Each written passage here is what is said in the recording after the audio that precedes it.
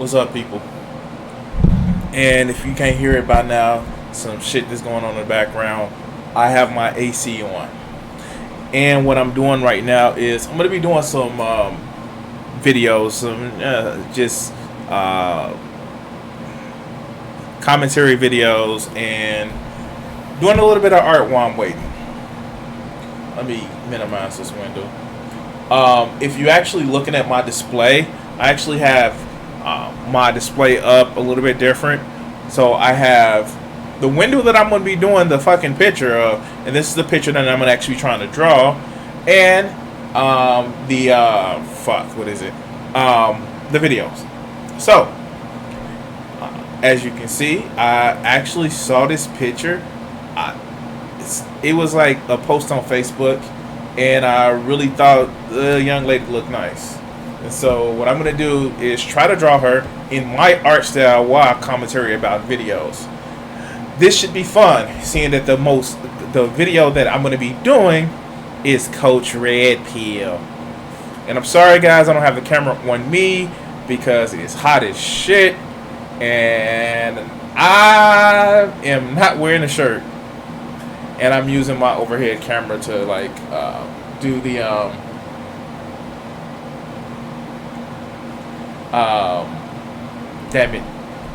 I'm using the overhead camera to hold the camera. You know what I mean. Anyway, let's go. I'm lucky enough to get fan letters, and one fan letter in particular really struck me. So let me read you a little excerpt. Hey Coach, my name is Thomas, and then he goes on to... Wait, whoa. My question is, Coach Red Pill can read? I know,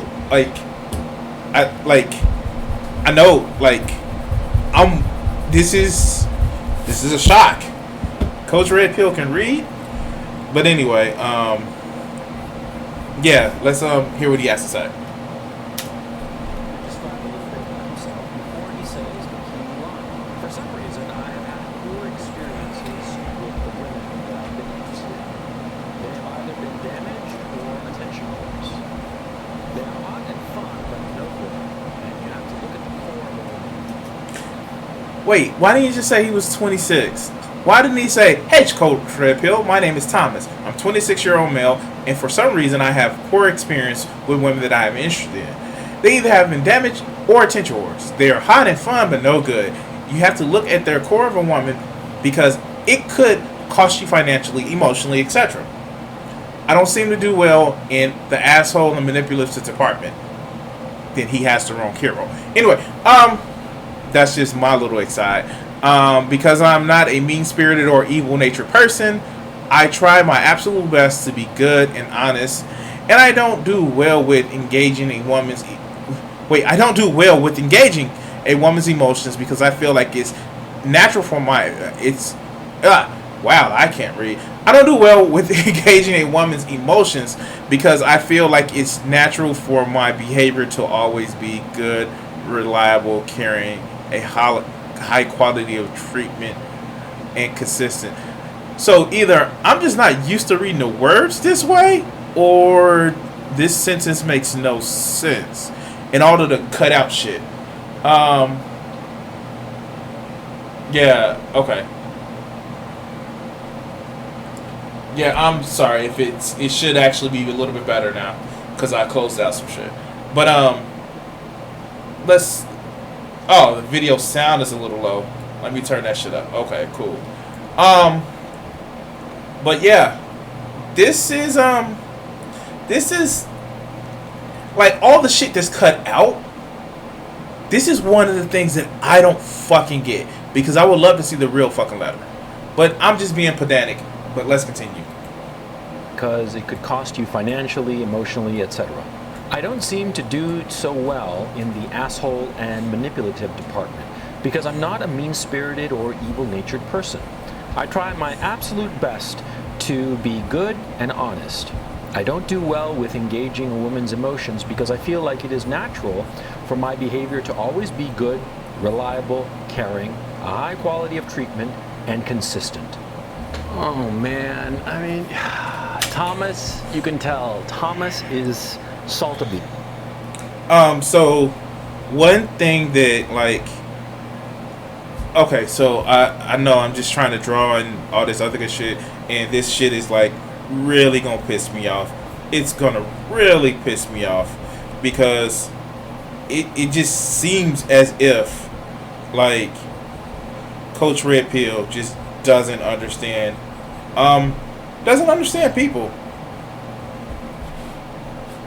And yeah, let's get into what he's gonna say about this man in his letter, because like I really want to get into it. I fucking really want to get into it. And by the way, God, I'm sorry. I'm looking at the young lady on the screen, and she looks delicious. I mean, did I say that out loud? She looks beautiful. But anyway, I know he does sound like an incel, but let's continue. You can tell just by the message. I mean, I'm just excerpting just a couple of lines from the thing, right? But just from the message, you can tell that he's salt of the earth. Hard-working fella, just decent as the day is long. You know what I mean? And of course he's going to get fucked over by whores and damaged women. Of course.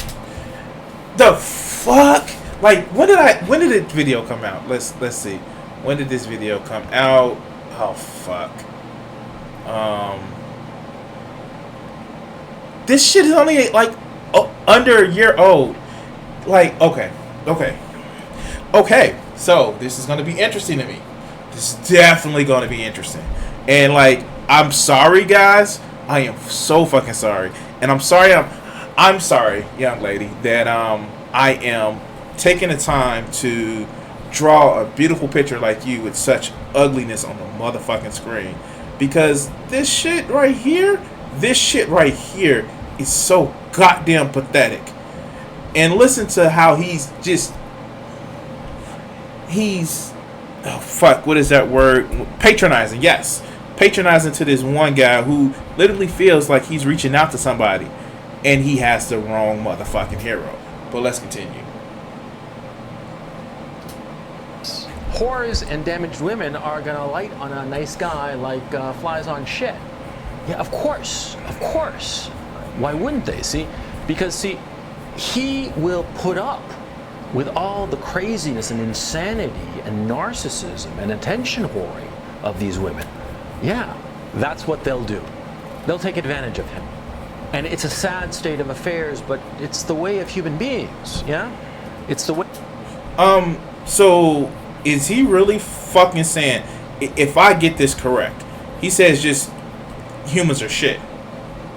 Is he really saying that bullshit? Like, I'm sorry, like, dude, maybe I don't know, maybe some of the shit that he cut out can actually speak to what the fuck is really going on. Because it seems like Coach Red Pill was very selective. He only, like, and he didn't even say this guy or his age or some shit like that. He just says, well, you know, women are whores and you gotta be fucking careful. And like all this other good bullshit. But let's continue. Way of human beings, and it's always been like that. Women, especially damaged women, especially women who are narcissists, i.e. attention whores, yeah, they're gonna go for a guy who is going to give in to their demands, who's going to give them all of his attention. He's going to, who's going to be there for her all the time. Yeah, because that's what these women want. Sorry guys, the camera fell, but isn't it funny that he says this, somebody who makes millions of fucking dollars, or at least a good majority of change from doing YouTube, who actually makes like YouTube videos and shit like this? Isn't it fucking funny that you see this? Like, I don't get it. And damn, like, his whole thing is, well, this guy is the salt of the earth, and it's just like, dude, you're making this assumption. This is what prejudice and bigotry is. Well, it's the woman's fault because reasons. This is literally prejudice on a scale of because women. And I'm sorry, I don't get this. It's like this motherfucker really, like, I asked this question before. Do these motherfuckers really like women? These guys who get up here and sit back and talk shit that women are just bad and evil and they just want to steal your money and steal your seed, and it's just like, dude, I've had problems with women myself. But it's because they're people, not because their, the nodal expressions are internal. Fuck, no. It's because people won't have a problem with, like, because people. And this person on the screen is the main reason why I say it's people, because this smug ass smile like, oh, see, this is why you shouldn't trust women. But let's continue. They want a guy who's their slave. And of course, nice guys are the ones who are damaged and ruined and destroyed by these women. Yeah, not assholes like me. Assholes like me? Yeah, when a woman gets up in... So at least he's recognizing that he is an asshole.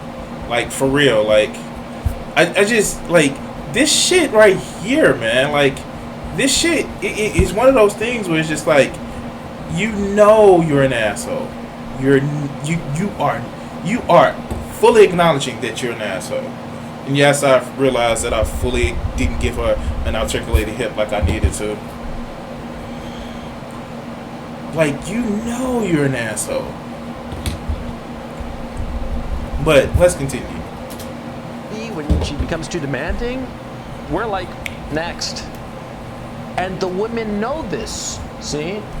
The women, the narcissists, the attention whores, the women who are severely damaged and who need all of this attention from a guy, they're not going to come to a guy like me because they can smell from a mile away that I'm not going to put up with their shit. See? And that's the thing about nice guys. They put up with their shit. Dude, but you also have to fucking realize that, yes, women aren't going to come to you because they know you're not going to put up with their shit, but they're not going to put up with yours. Like, this is what I don't get about motherfuckers like this who sit back and say, oh, women are just shitty and all this other good bullshit. It's like you're perpetrating the same fucking behavior that you're accusing these women of. And it's just like, dude, you're being that asshole. You're being that asshole. And it's just like, I don't get it. But let's continue.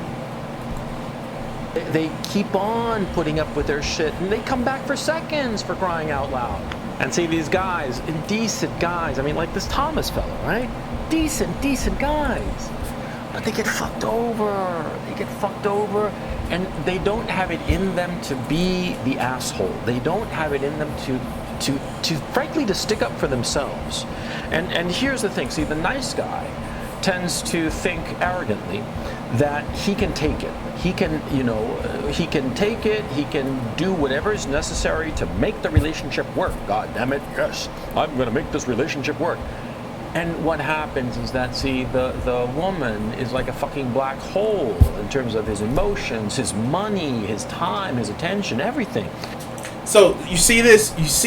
It went to, well, if you're a nice guy, you just deserve to get this shit because you're going for just women altogether. And instead of just like saying like, yo, people are shitty, he even recognized that guys can be shitty too. I don't know, Vegeta. I don't know. It's this whole thing about hurt people fucking hurt people. And this is one of the reasons why I wanted to do this video, because it's not as if he's telling them some great, wonderful mystery. He's like, no, you gotta fucking hurt her before she hurts you. And it's just like, this shit is sad. Like, how are you a grown ass man with this whole belief in life of, well, you better hurt them before they hurt you, because that's the thing. Like, that's the stylish thing to do. Hurt people before they hurt you. But let's continue. She just sucks it all away. And they might be great in the sack. Sure, they're going to have, at least some fucking fringe benefit from a crazy chick, right? But yeah, they'll be good in the sack, but in every other aspect of a guy's life, they're gonna be fucking disasters. And the worst part is that the nice guy doesn't want to admit it. Doesn't want to admit it even when the truth of it is staring at him in the face. I mean, Thomas here, at least he was smart enough to realize, you know, the horrible decision he'd made, because in the missive that I'm not going to read, he goes on to describe a little bit of a relationship that he had, which was a fucking disaster, right? So, like, for real. And see, this is that selective ass bullshit.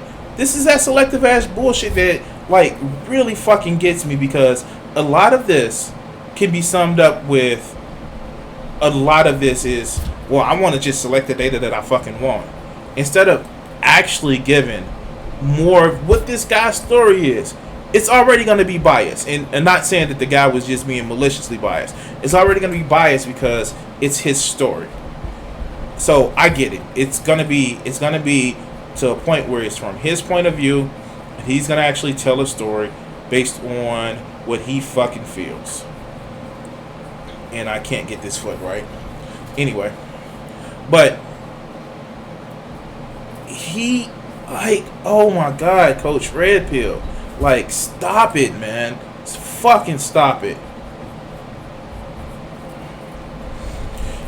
Well, let's continue. And just completely took advantage of him till finally the guy sort of like wised up, you know, and left her behind, thank goodness. Yeah. But the fact of the matter is, see, most nice guys, when some damaged girl, some attention whore catches on to him, they grab him and they don't let go. And so the issue is, are you such a man? Answer me these questions. Does your woman call you incessantly to know where you are? And yet sometimes she sort of like disappears for a few days, maybe even a week or two. Huh? That's not a fucking typical ass relationship. God damn. Like this shit right here. That shit right here, when he's trying to just say, whoa, this is what happens, and like, let me breathe. I'm sorry. This shit is getting me upset this early in the fucking video. And I think because I can't get the stance right. So I'm going to actually try something a little bit different. So it's coming to a point where it's like he's going to lay out what he perceives are some perceived slights. And let's listen to this shit. Does the woman, like, constantly demand that you pay attention to whatever story she's telling you, but when you start telling a story about something important in your life, she sort of like ignores it? God damn it. He is a broken person. Like, literally, this man is a broken person. Because I don't know who the fuck hurt him. Like, seriously, this seems like somebody fucking hurt him, and he just can't get over this shit. And I don't know who fucking hurt his ass, but this literally seems like, it seems as if he, like, maybe it was his wife. Maybe his wife pissed his ass, like, just like, was like, yo, dude, like, stop talking about me about the losers on the internet that you try to quote unquote help. Stop. But let's continue. Does she sort of like get irritated when you make any kind of demand, even the simplest, most benign request, and she gets like visibly irritated, like you're really imposing on her? Huh? Does she not really care about you, but is extremely interested in you hearing every little detail about her life? Is that, does any of this that I'm saying, does this sound remotely like something that's happened to you? If you're an asshole like me, none of that sounds like something that's happened to you because you're not paying attention. You don't want to pay attention. You literally probably think that if you're paying attention to a woman, it's causing your dick to shrink or some shit like that. Like, how dare I care about her fucking feelings? Like, seriously, that's the vibe that this motherfucker is putting off. But let's continue. Because as soon as it starts to happen, you next her, of course. And so, if you're a nice guy, yeah, everything I've said probably rings a bell. Oh wow! So literally, he did the whole, well, why should I care about what this bitch is saying? Like, oh shit! Like, she expects me to care about her feelings? What the fuck? Like, literally, that's his whole MO that he just fucking did. Like, dog, you don't sound like you have a healthy relationship with fucking people, dog. That's not what it sounds like. But let's continue. Get in the kitchen and make my sandwich. Okay, Vegeta, let's go. Yeah. And so what do you have to do? Well, you have to start to learn to be more like an asshole. That's what you have to do. Yeah. Being a nice guy used to be the way you got a nice girl. Used to be, in the past. To be a nice beta provider who was a decent guy, who never flaked out, who was always dependable, always on time, always just, ready, prepared. That guy, insofar as the man-woman relationship was concerned, that guy used to be worth his weight in gold. We still are. Like I don't, like, is he saying that you have to be a shitty person and not take care of the person you claim to be with? Is that what he's really about to say? Like, I don't think that's how that works. I don't think that's how things like work out, but let's see. And in the professional environment, in the social environment, just about every setting in the world, that guy is still worth his weight in gold. But when it comes to the man-woman thing, no, he's not worth his weight in gold. He's worth his weight in shit. Because that's the amount of shit that the poor bastard is going to get from the damaged and attention-whoring women who are going to take advantage of him. Don't be that guy. I mean, I understand you're a nice guy and you want to be a decent guy, upright, moral. I'm sorry. So, like, I'm sorry. I'm just lost at this one, right? So, help me out, chat. Help me out, viewers in the future that I am talking to some kind of way through the magic of, like, and you're going to respond. Not talking to, that you're going to respond through the magic of, I don't even fucking know. But if any women, any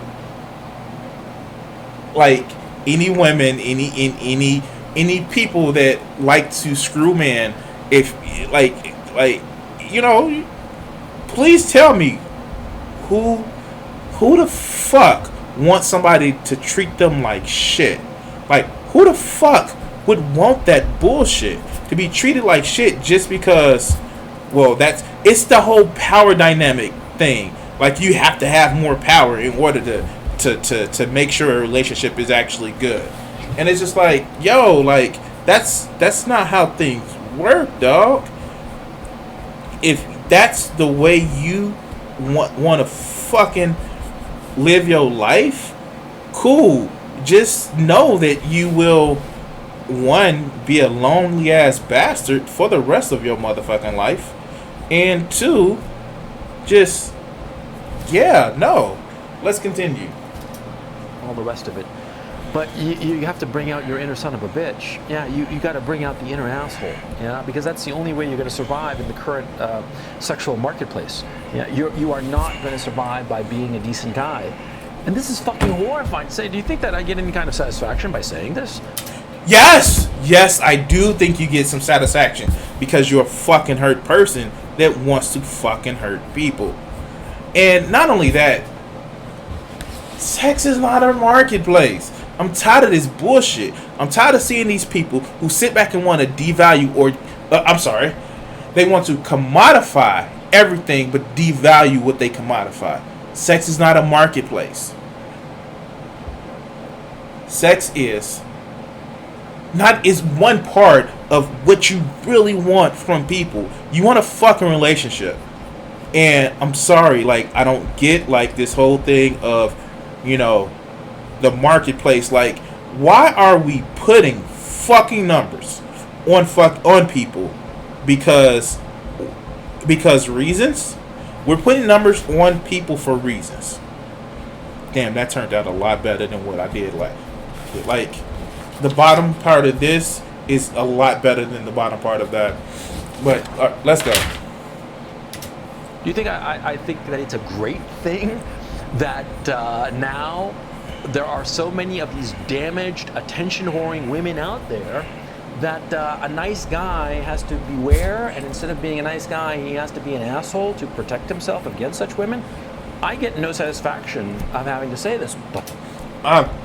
Bullshit, I bet you do. I fucking bet you do. You go home and jag off to your little itty-bitty penis talking about, oh yeah, I really showed them attention-whoring women on my YouTube channel that I have hundreds of thousands of people watching. Oh yeah. Oh, that just turned me on. All the way on. Yeah. I believe you get satisfaction from this shit. But let's continue. But it's the truth. It's the truth. It's an ugly truth, but it's the way things are today. A nice guy is going to get fucked over. You're a nice guy, you're going to get fucked over if you haven't already. And how are you going to get fucked over? Well, you're going to marry some attention whore, some damaged girl. And you're going to marry her, and she's going to squeeze out maybe 1 or 2 or 3 kids, right? And then she's going to get it into her head that she's unhappy in her marriage for whatever god-awfully stupid reason, right? And decide to divorce rape you, yeah? And of course, since you're a nice guy, you're going to be unprepared for a divorce rape because will you have set up... What the fuck is divorce rape? Did I miss something? Like, really, did I fucking miss anything? Like, I mean, like, I know I keep joking on the fact that it seems like Coach Red Pill is like motherfucking projecting. But, like, literally, it seems like he's fucking projecting. Because in the end, like, whoever thinks that somebody's gonna divorce, like, dude, like, I've had, some situations where, I'm facing shit right now. But divorce rape, first you fucking devalue in sexual assault. And I'm sorry, you bastard ass motherfucker. It's not no, that shit doesn't happen. What you're saying does not happen. But let's continue. Any kind of trust or any kind of foundation to guard your assets against divorce rape? No.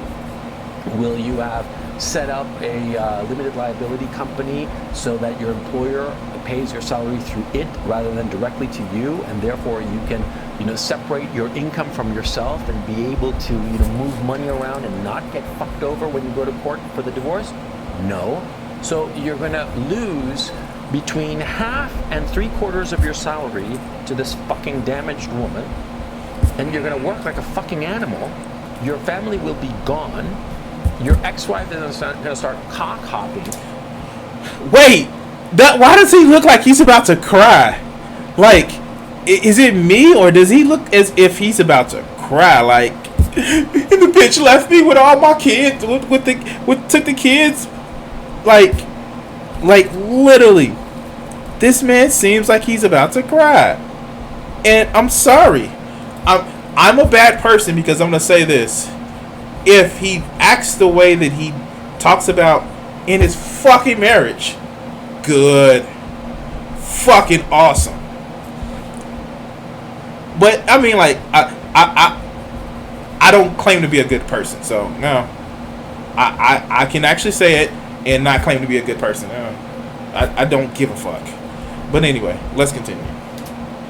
You know, and your children are going to be severely damaged by the woman that you were dumb enough to marry, all because you didn't have it in you to be the asshole you needed to be. So be the asshole that you need to be. Simple as that. You got to be an asshole. You got to be an asshole, and you got to, the second you realize that a girl is damaged, the second you realize that she's a flaky attention whore who's going to make your life miserable, the second you make that realization, no matter how early or how late in the relationship, the second you realize it, you leave her. You dump her instantly. No second guessing, no thinking that it can be fixed. No. You drop her like a hot rock. You drop her and you move on, and you leave her in your rearview mirror. And so, like, this shit, like, maybe I'm missing something, but this, a lot of this seems just like like, I know I was told one time, I forget by who, maybe it was Regina, but like, he did this channel because he was trying to do a video log of his, you know, his children and what to expect, because he has a son. Oh my god, if he's raising his son with these fucking beliefs, oh my god, like that is gonna be one screwed up kid. Let's continue. you don't look back, because that woman will ruin you. You know, MGTOW and all these men's rights movements and all this shit, you know, all these movements are filled with these nice guys, and a lot of them are really fucking bitter, right? You talk to these guys for a while, and they're nice fellas. You know, for the most part, yeah, great guys. You talk to them for a while, and you're thinking to yourself, oh, he's an easygoing guy, he's this and that, the other. But the second the topic comes to women, and holy shit, man, are they fucking pissed off, man? I mean, wait, whoa, hold on, Mr. Pot. The kettle is calling and says that you're being a hypocrite. I'm not gonna say he's being black because he's an asshole. He doesn't get that. But yeah, the pot is the kettle is calling, saying that you're a hypocrite. But let's continue. the anger, the rage, the hatred comes out of them, pouring out of them, and they're nice guys.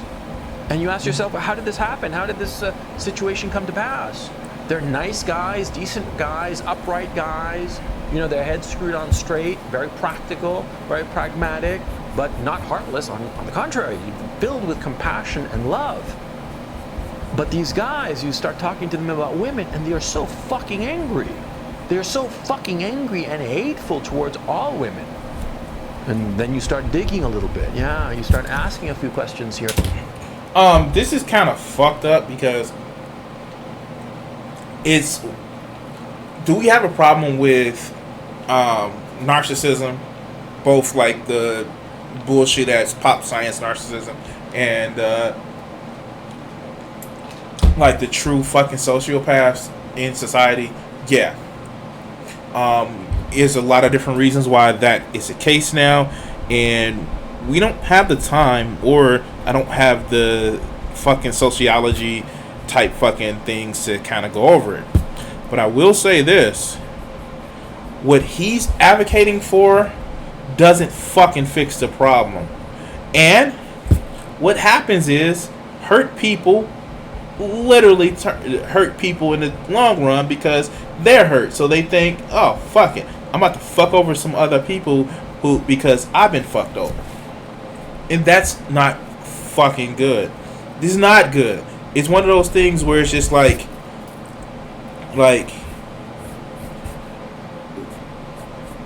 we should do better as a society. We definitely should do better as a society. But having this mindset of saying, well, you've been hurt, so, you know, hurt somebody else, doesn't fucking help one thing in the fucking slightest. But let's continue. And there. Oh, and then the ex-wife comes up. The ex-wife or the longtime girlfriend. And the kids. And then you realize that these guys got fucked over. I mean, they got ass raped by some whore, some attention whore, or some severely damaged girl who... All right, so I hate to do the whole fucking whataboutism, but what really fucking happened? And again, I fucking get it. I am not somebody who's gonna sit back and say all women are queens. No, all women are people, and people are fucked up. Oh my god, people are so shitty to themselves and others. It's fucking unbelievable. So we're not gonna go that we're like, dude, like, and I wholly get.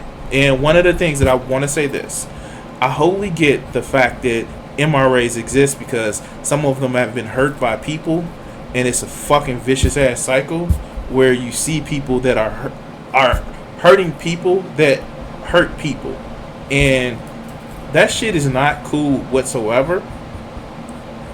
But god damn, Coach Red Pill, really? But let's continue. Latched on to them precisely because he was a nice guy. Precisely because he had all these good qualities. He was dependable. He was a decent guy. Never struck a woman. You know, he would never even dream of striking a woman. On the contrary, and generous. I mean, shit, man. Like, the money was, he had an open hand insofar as money is concerned, right? And these women just latched onto him, took advantage of him, fucked around on him. Jesus Christ, I mean, made his life a living hell. And then finally, when they were through with these poor guys, tossed them aside and had the legal system divorce rape them. And lickety split, they're on their way. I don't like, I just, as somebody who knows people that have been assaulted in so many different ways, I know, like, dude, you just can't, like, that's not how this works, dog. Like, that's not how the system works. Like, I don't think you fucking get it. And he's one of those motherfuckers, like, what? I'm just saying what the system does, and MRA and all that other good bullshit. And it's just sad, like, well, let's continue. We're almost finished. These poor guys are left with nothing, with a ruined life. So of course these guys are angry. Of course they're bitter. You know, the fact of the matter is, it's not surprising that they're bitter. The surprise is that there has been such relatively little reaction to this mistreatment. You see? Yeah. This is what happens to nice guys. Nice guys who wind up being the plaything of these damaged women, of these attention whores.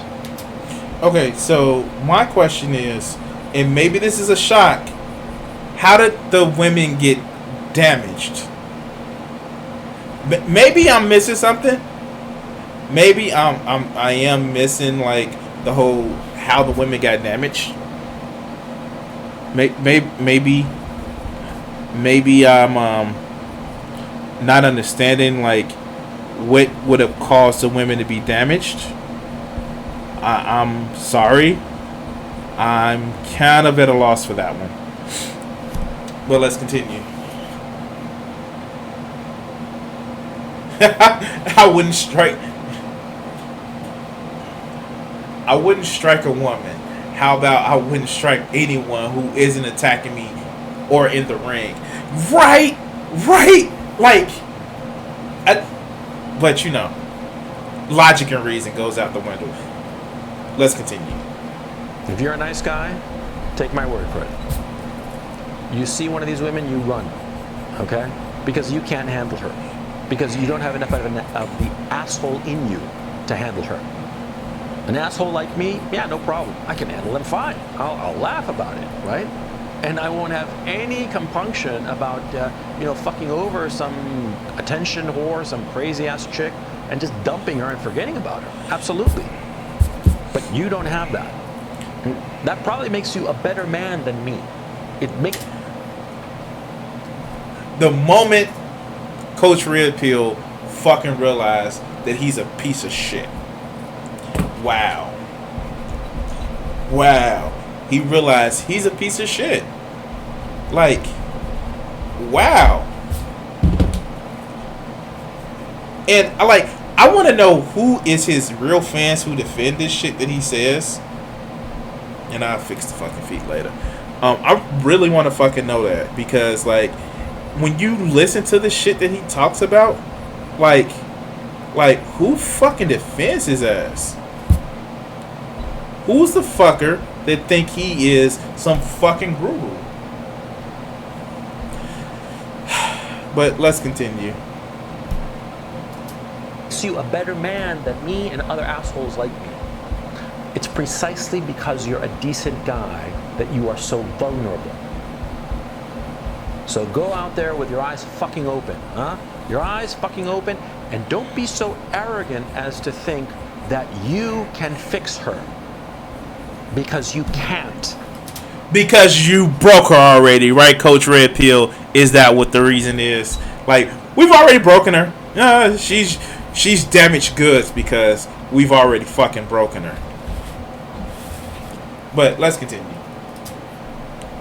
You cannot fix her. No matter how hard you work at it, no matter, counseling, this, that, the other, you cannot fix her. Whoa. Why did he just throw that counselor? Like, did his wife really leave him and break his motherfucking heart? And that's the reason why he's on YouTube. It's a speculation. Allegedly in Minecraft. But it's speculation time. His wife probably left him.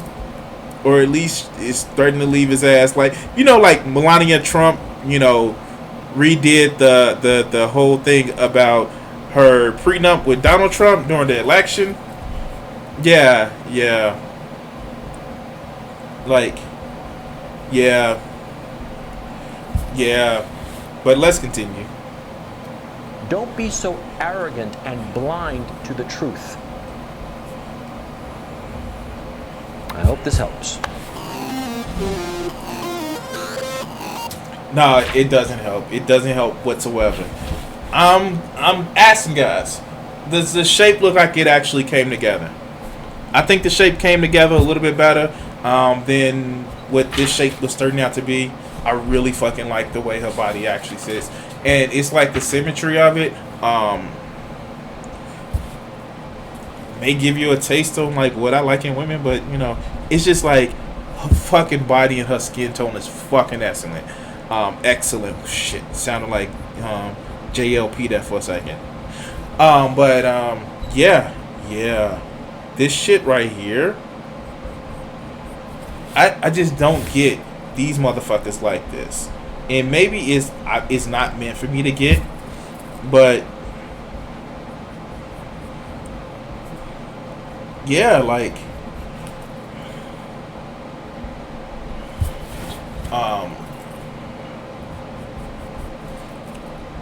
shit, like he willingly, openly said that, like, oh no, I'm an asshole and I hurt people, so yeah, good luck with dealing with a broken woman. But let's go ahead and let's go to another video. What's next? Let's go to this fool, Oshay Johnson. What? That's good. Okay, so this motherfucker, right? This fucker right here. He not showing himself on camera no more. And that's fucking awesome. That's motherfucking awesome that he's not showing himself on camera no more. And did they upgrade the Simpsons like little TV in living room? The reason why I'm noticing is because I'm seeing the digital box and it looks like he has they have a flat screen. And ironic that Oshay is got his Homer Simpson, his peanut ass head, potato ass head on Homer Simpson's ass head. Wow. Well, so yeah, that's a thing. Let's continue. I know, love and compassion. Like, and the thing about it is, I don't do these videos just to like, and for people who's just watching it, I don't do these videos just to like talk shit about these people. Even though it's fun to like kind of talk shit about them, I don't do it just to talk shit about them. I do it because there are people that actually listen to that bullshit that they talk, that these guys talk, and it's just like, yo, like, this is not, even if you've been hurt, most people in the world is not out to hurt you like these motherfuckers actually try to convince you of. Like, for real. Like, it's not that fucking serious of what they try to convince you, that these women are out to here to steal your man seed and like your money and shit like that. But let's continue. You wrong, Vegeta, you wrong. Hey everybody, it's your boy, Oshay Duke Jackson, back at it again with another episode of The Celebrity Junkie. And you guys know I'm operating... Okay, so let's just say it like this. This man literally is not showing his face in this video. Like, I had scrolled through it a little bit, and I was just like, wait, what? Like, like, I don't, like, I scrolled through a little bit to try to find out when he's gonna be, you know, more talking about, you know, showing himself. Like, he has this, let's go back just a little bit. Let's see. Like, has a slim and black shirt on and shit, trying to make himself look all like less of a loser. But like, for real, no. But go ahead, let's go ahead. So, The Celebrity Junkie. And you guys know I'm operating my Facebook group, which is called Negro Manosphere, the Quarantine Reality Show. And yes, I do got some episodes primarily there, right? And that group is going down every day. It's like the Royal Rumble 24 hours a day. It's popping. We'll put a link. Why do so many of these fucking losers, and G-Man does the shit, why do so many of these fucking losers actually try to equate to wrestling? Like, oh, yeah, I'm talking about women and how they're struggling with us by thinking about big sweaty men. Like, am I lost for that one? Am I at a loss for that one? I don't know. Maybe you guys can let me know. But like, no, like, I'm like, okay. Follow me on this one, right? I may have some issues with how relationship dynamics are, but it's not just women that's a problem. It's men too. It's people. We're having an issue with relationships because of people. And I'm not gonna just sit back and say, well, no, it's the bitches. They don't know how to just know. They don't know their place anymore. Like, no, that's not what's going on. We're steady being isolated through the fucking system that we have called fucking capitalism. And not to be a reductionist about the shit, but it is fucking us over, both emotionally, relationship wise, and a whole bunch, you know, fucking you know, just economically. Like, yo, we are being fucked, but not in a way not in the way that a lot of these guys really want. But let's continue. First comment to join my group, and you can also like and follow my like page. Not just my group, but you have the like page and follow the page, right? It's awesome. Most important, you know, it's a ghetto group like this, right? But back in the day, I used to do hardcore cartoons in a group called Planet Oshay. And there, Like, okay, I'm sorry. This is, like, you know what I'm about. That is a wonderful couple of pictures. I'm not gonna lie. It is a wonderful couple of pictures. And, like, dude, I'm gonna say this. maybe this is a hot take for me, but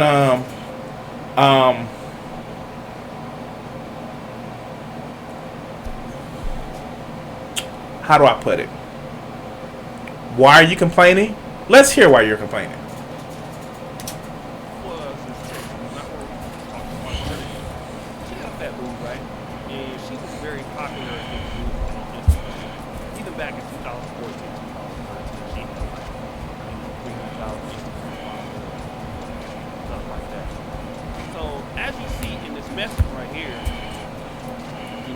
I'm not friends with her, as you can see.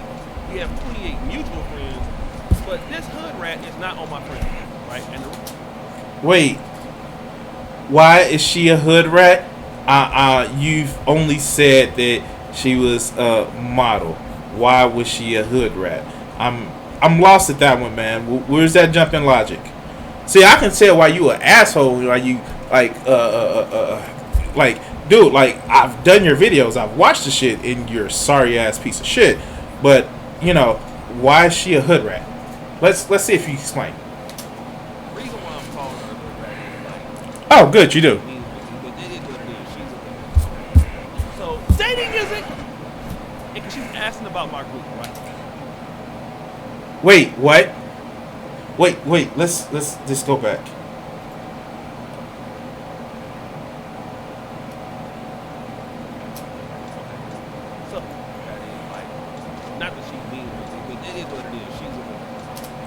Not that she's mean or anything. She's just a hood rat.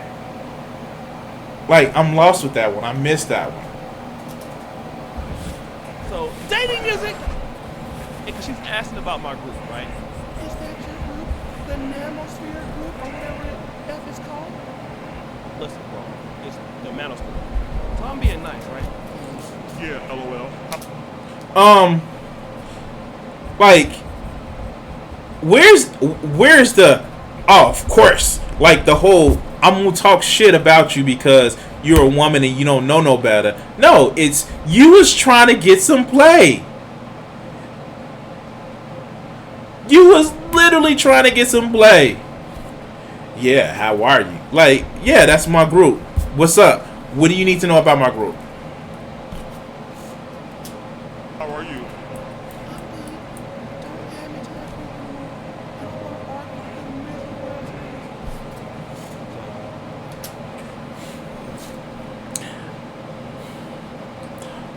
Really? Really?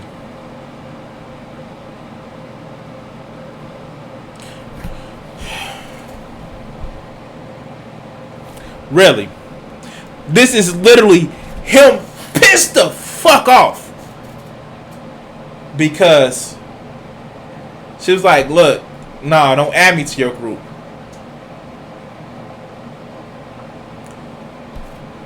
And then he goes in to be like, well, since you said no to me, well, I'm going to be an asshole to you.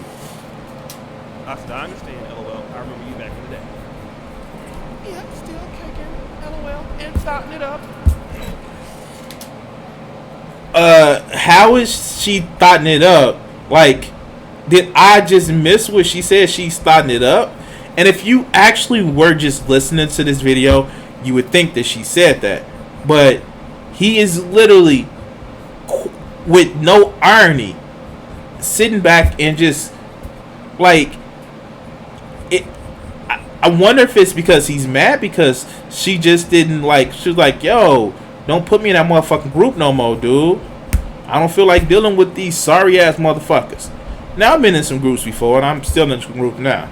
And I was literally added to a few groups that, no, I'm not. I'm not part of that. I'm not gonna be part of that bullshit. But this motherfucker. Let's continue. We'll start right there, right? Because I then ended up going to Raw's profile. And like I said, I like she's a bad person. She's somebody and she's not bad. I mean, you just look at a few of these pictures, right? I mean, you know, this is like, look at her in this. This is obviously a dusty ass, like this picture right here. I don't know if that's a dirty ass cement in the bag. This looks like a trap house. Wait, what? You can't see shit of the house, but the fucking porch. How do you know? Like, I can see shit. Like, I really can't see the fact that it looks as if it's some trees in the background. How do you know it's not a model shoot house? How do you know this? All you know is she looks good, but she told me I don't want to be part of your group. Let's continue.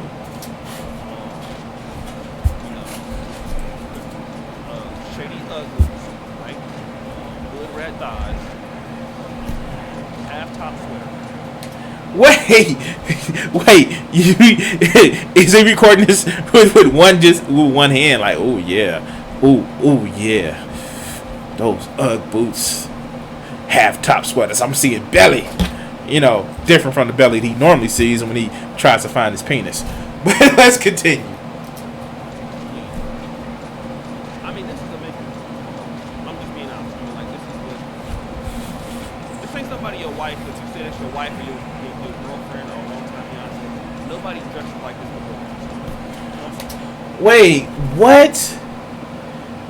Wait, what? But if she didn't look as good as you wanted her to look, you would have an issue there. Like, I don't get it. Like, I don't fucking get it. Did I miss something? Like, let's continue. Oh, you are like, if I was going to Mac Hood Rat Burgers, you would be the big Hood Rat Mac. Okay, like, this is what you are. And it's not being mean. It's quite honestly being mean because you haven't said how she's a hood rat. You just said, well, she's a hood rat because of the way she dressed.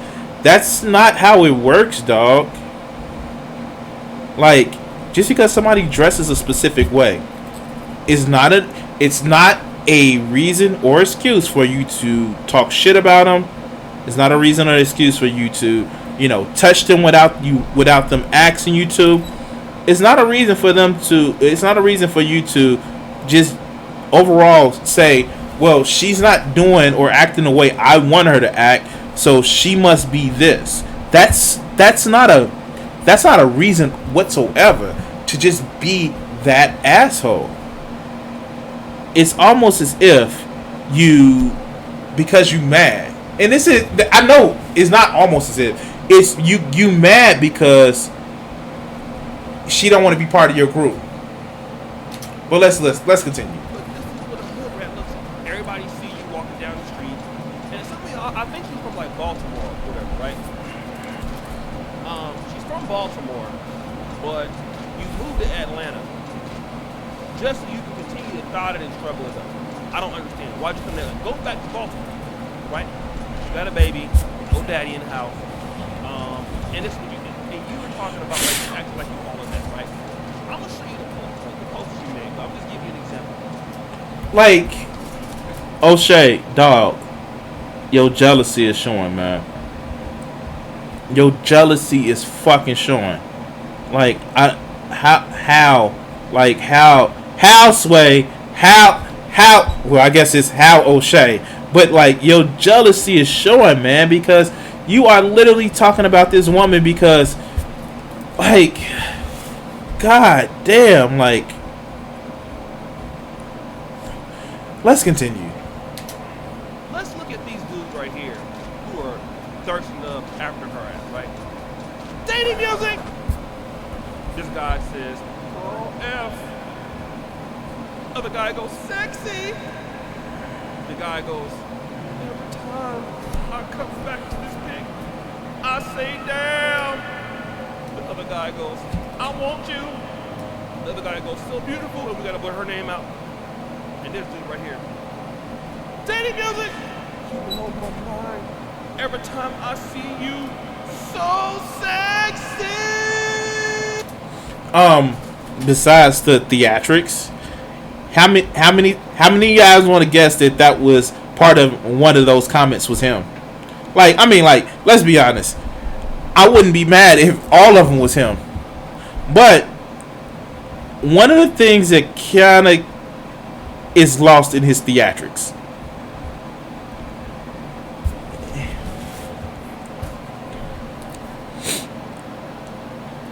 He acts as if this is happening for all of these guys all the time. And I'm going to maximize this window so you guys can see this. Besides this wonderful picture. This 9 weeks, 10 weeks, 49 weeks, 38 weeks, 32 palms, 64 palms. I'm sorry. I was watching Naruto earlier. 2 years. And hold on. It looks like this one was liked. This one right here. It was fucking liked. But, you know, maybe I'm just, it just seems interesting to me. Because it seems as if this man right here is a little bit, is about as little as his member, Jelly. But let's continue. Oh my God. So, I mean, that just goes to show you that y'all be stemming it up, right? Then, you go to the other photo, you know what I'm saying? The hood rat back. Like I said, anybody who goes outside like this is got, I'm sorry. Coochie printed type of, nobody that has a wife will let their wife go outside like that. Alright? Shit, like, I hate to break it to you. Some of us motherfuckers aren't, you know, as insecure as you are. And yeah, no, if I had a woman who wanted to dress like that, who the fuck am I to tell her no? That's insecurity. And God, she has a nice form and shape. I just hope her personality goes along with it, but you know. Yeah.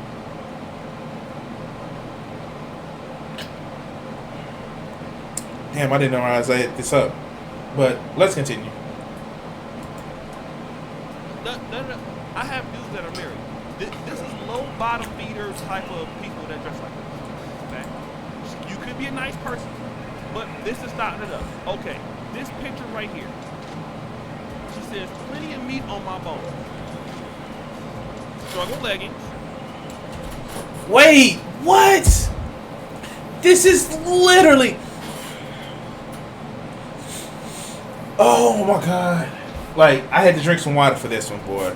Because this is literally him just... Like, is he really this upset about it?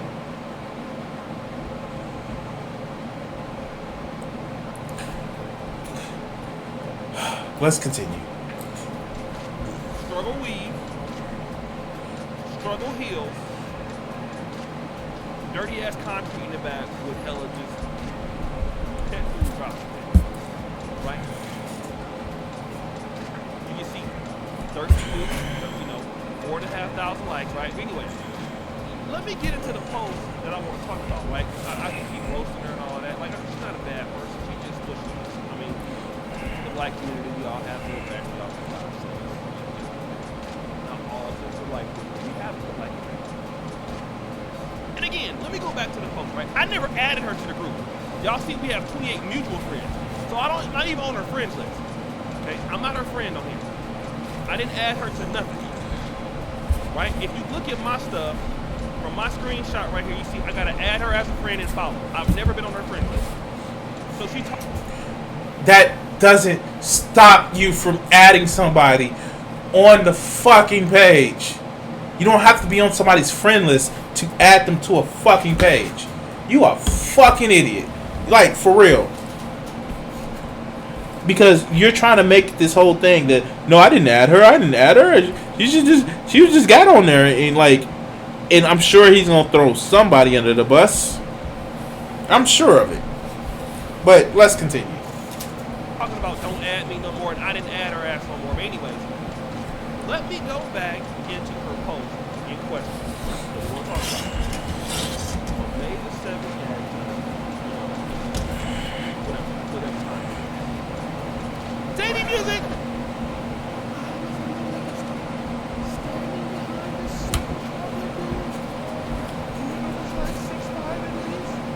Yeah, I was looking.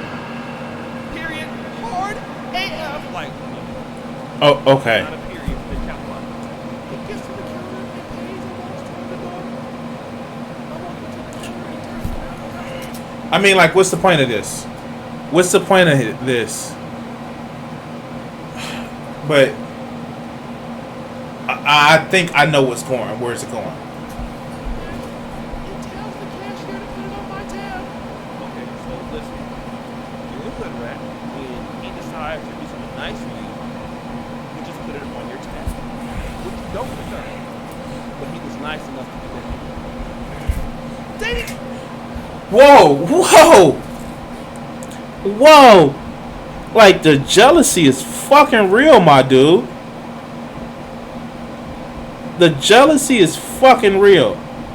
Because you literally have this whole thing like, well, how the fuck she shouldn't be getting drinks for niggas. Like, literally, that's what his whole thing is. And I know you guys don't like normally hear me use the N-word, but like literally that's what he feels. But let's continue. Music!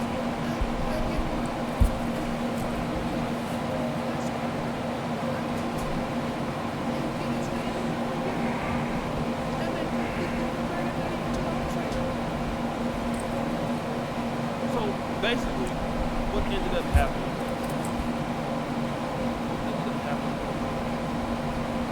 She gave the dude phone.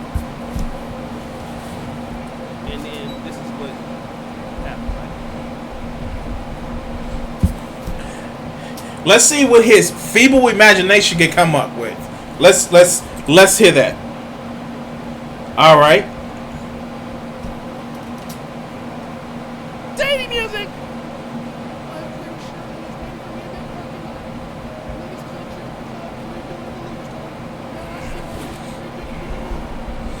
And then the other brother says, damn, that should have been me. I'm tall, dark, and good, and I'm homeless. He's a simp. Another guy goes, maybe he was just like, he saw you and he said to himself, she's drop dead gorgeous, probably being shy. That was the only way he knew to step to you without being rejected. Have some guys scared too. And she goes, dating music!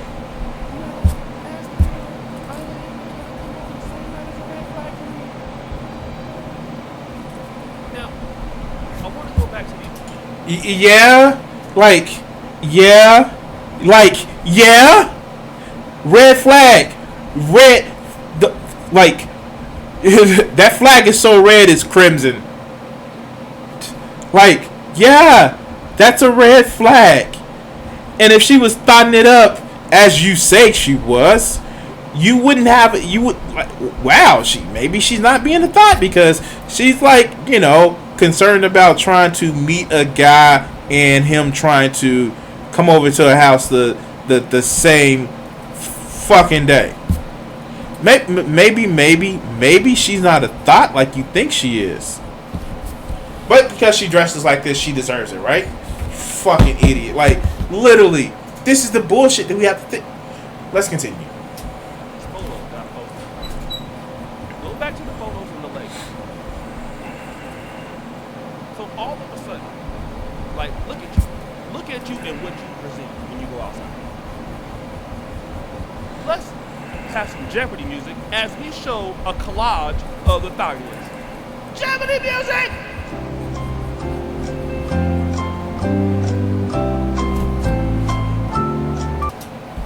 Wait a minute. Are you telling me this piece of shit motherfucker, literally, are you telling me this piece of shit rockhead motherfucker, this little Bill looking like motherfucker, is literally justifying her being treated like less than a person because what she wears? How fucking dare you? See, motherfuckers like this is a reason why there are so many guys that said, I hate women. Because people like this justify objectifying women. People like this convinces other motherfuckers that they should just treat them like anything. And when women don't want to deal with that bullshit, oh, she's just being a thought. But because she's not being a thought because I'm not 6'5", then it's a problem. Versus maybe she has standards, and no matter what somebody wears, that doesn't entitle you to their motherfucking body. You piece of shit motherfucker. Let's continue.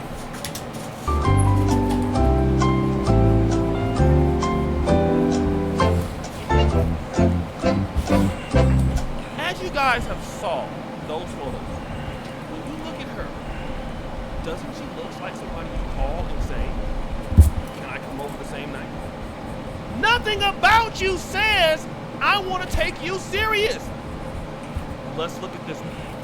In the yellow, in the polka dots that you have, with them printing it up, right? Even if you're just in the house, nobody takes photos like that on social media. You are looking for attention. He treated you as he should have treated you. Because what he saw was, oh my God, she's a hood rat. So this is the shit that kind of pisses me off, because this is the same motherfucker. This will be the same motherfucker that if somebody was saying or doing some racist shit to him, he's like, why are you trying to judge me for my race? These are the same motherfuckers who sit back and want all these fucking special ass circumstances for them. But when it comes to other people, oh no, they should be judged by the fucking way they look. Like, am I the only one who sees this shit, who thinks like, dude, you're a fucking loser? Like, why don't these people have fucking empathy? Coach Red Pill, this motherfucker, like, why the fuck don't these people have fucking empathy? They have empathy for themselves, but when it comes to somebody else, fuck them, right? Let's continue. And she's easy. So now you want to get mad that you want to see you as something different. What are you supposed to do? Take you out to dinner? I mean, let's be Yes. Take her out to dinner. Yes. Take her out to dinner. Fuck, like, even if it's just like some shitty ass restaurant, like Red Lobster of Olive Garden, no, shitty ass restaurant. I mean, like, I'm not saying that you should have to pay for somebody's attention, but god damn it, treat with somebody with the same respect you want them to treat you. But let's continue. Honest, there are women who are worth taking out to dinner. There are women who are worth getting to know in Atlanta.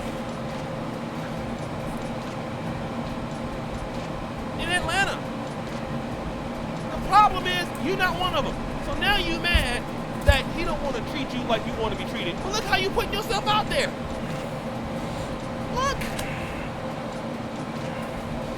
You single momming it up. You live in a dusty apartment. You can't keep a guy serious. I thought she wasn't a bad person. Like, this whole thing went out the window because he mad. He big mad. He big mad that she said don't add me to a group. This shit right here is destructive as shit, because these are the motherfuckers who sit back and just be like, the bitch got what she deserved. Like, he literally is, this whole video is, the bitch got what she deserved. Because she didn't want to be treated as, yo, I meet you today and I'm gonna come fuck you today. Like, goddamn, like, really? Let's continue. You don't have nothing to offer but that to this guy. He knows it. Everybody knows it. Why you mad? I don't know. And I'm gonna send you this video because you need it in your life. And I'm just tired of all this stuff. I'm tired of all this stuff. Y'all gotta stop. Stop running. It is what it is. You can't change it. Stop. Stop. So anyways, guys. Oshay Duke Jackson back out again with another episode. Alright, this motherfucker, like, I didn't realize how bad this fucking video was. I literally was just like, yo, I saw it and I thought that this motherfucker was just being his regular, normal, stupid ass self. But like, this video, it's like, he is literally taking the time to say like,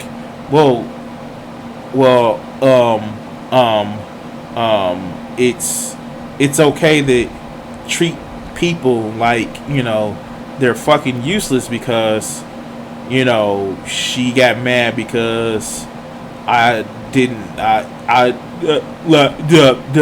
like literally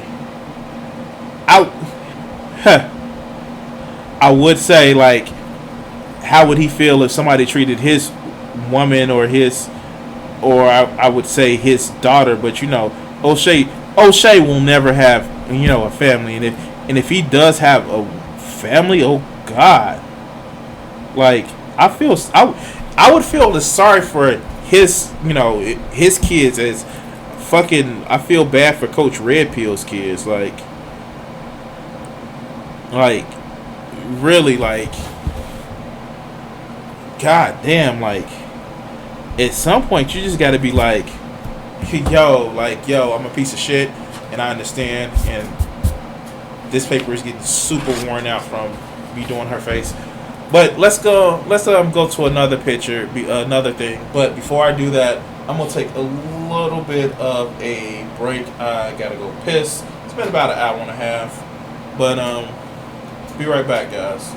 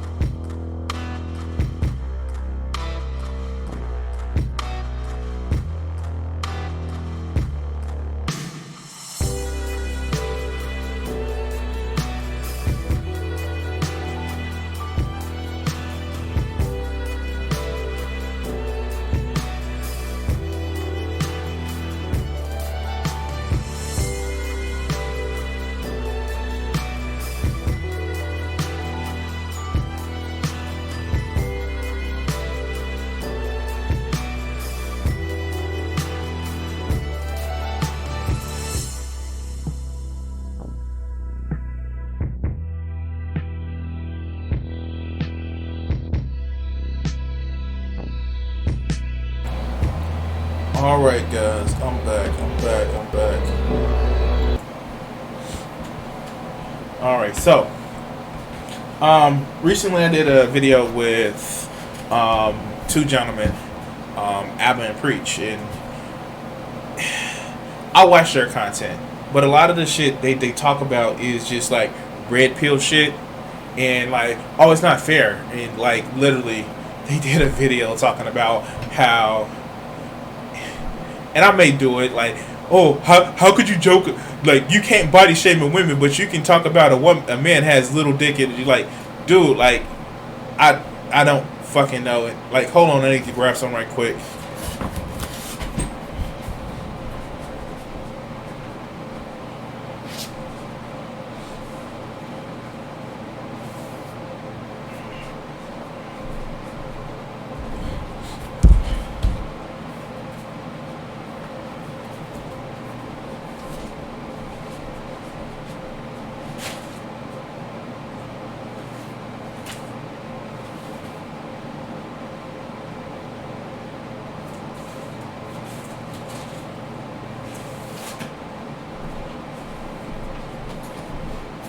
All right, so sorry guys, trying to grab something. But like they where I watch the shit because like I want to really understand other people's point of view about certain shit, but like at some points it's just like, yo, like what you're saying is fucking disgusting. But we're gonna work on this. We're gonna look at this, and we're gonna have this conversation. So let's start. This makes me insane. Okay, I'm talking about being called crazy, right? What you mean? Do you hate when a man calls you this? Child. Right? And does it actually just end up making you even more crazy? 100%. Right? Ladies, does getting called crazy drive you crazy? It's almost like when a guy tells you, is it that time of the month? And you're like, Yes. absolutely. All right, so this is a legitimate criticism. This is a legitimate criticism. You would get people that be like, "Oh, you're just saying that because you're this." You're people like it's dismissing the way you feel about shit, or how somebody is actually acting towards you, and they just outright dismiss it because of what the fuck you're saying. And then it's like it's gaslighting, basically. It's literally gaslighting. No, that's not a problem. You're just making it a problem. I wonder where these two guys have ever said that shit before. But let's continue. We tried it, right? It's so rude. That's my worst. Calm down. Hold up. Yeah, that is the worst. You guys, there's a major difference between two different kinds of crazy. Like when your girl is like, girl, you so crazy. Yeah. That's different. A man calling you crazy, and I've said this before, anytime a man has told me, no, my ex-girlfriend, she's crazy. All I say to them is, what did you do to make her crazy? All right, so that was a inarticulate, very inarticulate, and I have problems with the way they were saying the shit myself. Literally, yes, there are some people that are fucking crazy. There are some people, and crazy is a wrong word to actually use, not for some ableist bullshit like that, because it's just too ubiquitous. It's too, did I say ubiquitous? I didn't mean ambiguous. There we go, correcting myself. And it's like, yo, like, why is this being said? Why is this coming up? Why do you, like, dude, like, yes, some people are fucking crazy. And you don't have to do shit because, as we discovered earlier in this recording today, hurt people hurt people. And, there are some times where, the descriptive, like, hey, what the fuck is going on, and why do you feel like that? Like, yeah, there are some things where, again, you see it where hurt people. But that's not the way that they're going to go. They're not going to say that people are being inarticulate. No, they're going to say, yeah, women bad, boo-hoo, like, because reasons. But let's continue.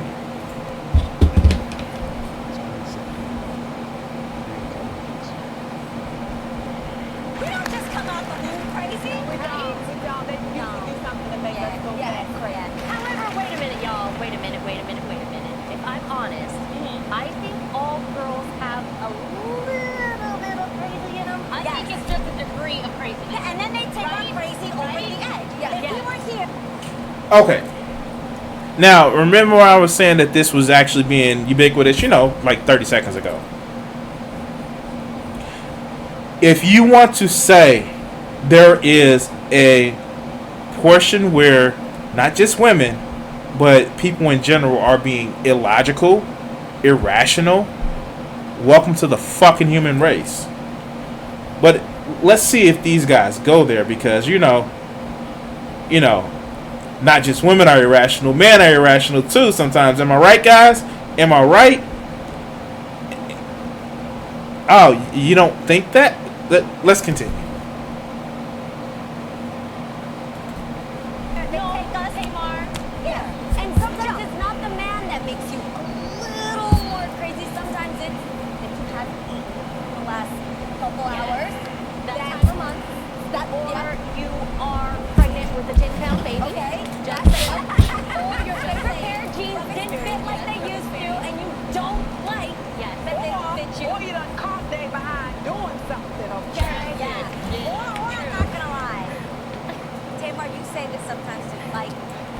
again, like they're like this whole thing about the I don't know what else to call it.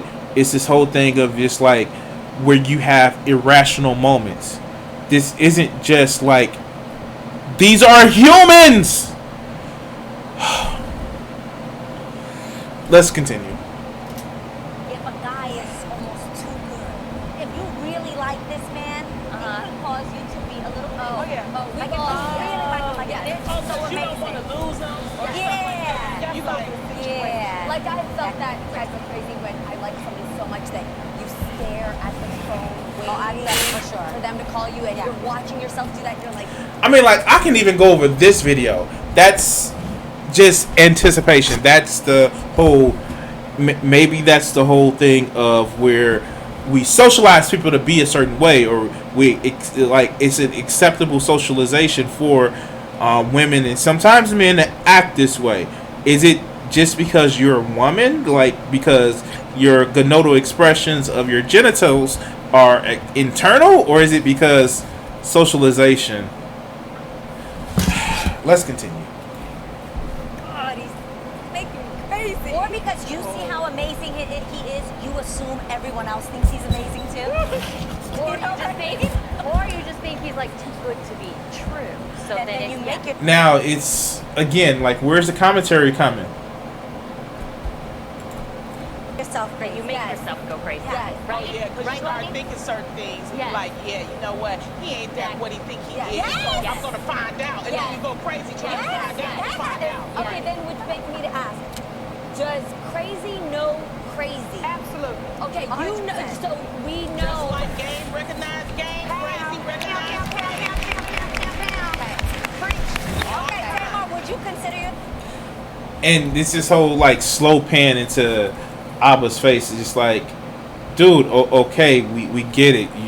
You have comments to say, like we get it, dog. Like now start seeing the comments. Like it's telling that you're using this whole clip from like literally this motherfucking show the real. Like these aren't real people. It's a facade, man. It's a oh god. See this shit right here. This shit right here is the reason why let's continue. yourself crazy? No, not at all. Not a little bit, Tamar. Absolutely same. Tamara? 100%. Like, I feel like, first of all, if you don't have nothing to hide, you don't use your phone now. I can look through your phone. I believe in checking, That is looking. Yes, Tamar, Czechoslovakia. I will check it all. Would that drive you crazy? No, that doesn't make you crazy. That just makes you smart.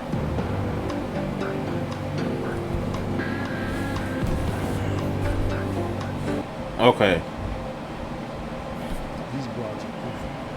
Apparently, some men out there, you know who you are, you think that PMS is something that we make up as an excuse for our bad mood. Tell it, girl. It's so wrong.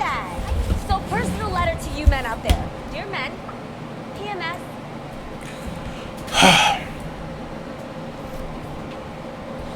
Never mind the fact that men go through hormonal changes too when they don't eat. Never mind the fact that like we're fucking all human. But it feels like I'm responding to them to the points where it's just like, dude, this is just mad shit. Like literally, we are at 3 minutes and 36 seconds in the video, and they're just acting as if like, oh, this is the reason why we're justified with thinking women are crazy. Is real, yes. So for a few days each month, don't mess with us. Yeah. I would with yes, PMS is real. Not for all women. There's some people that it's like. There's some people that it's empty. How to react to women. I was with you until you said, don't mess with them. You're not a child. And if you're in a relationship with someone, we're gonna deal with it together. You're not a child. You're not some kind of kid. Don't mess with me. You know I gotta. It doesn't give you an excuse to act. It gives you a reason, not an excuse. So check yourself before you go. Please stop saying, we know you on it. So Oh you my go, God. Oh, that's I okay. hate that. I hate it. You just want to go even harder. Vincent does. Right, you can be arguing and you have a valid point. And it's always when you have a valid point, Yeah. you win an argument, right? Yeah. Bitch, you did not clean up your side. Yes, I did. Take my eye moved it. No, you did not. You on your period, ain't you? Yeah, all the time. Yeah. You That would tried drive me crazy. Yeah. I feel like men use that all the time, even in the workplace.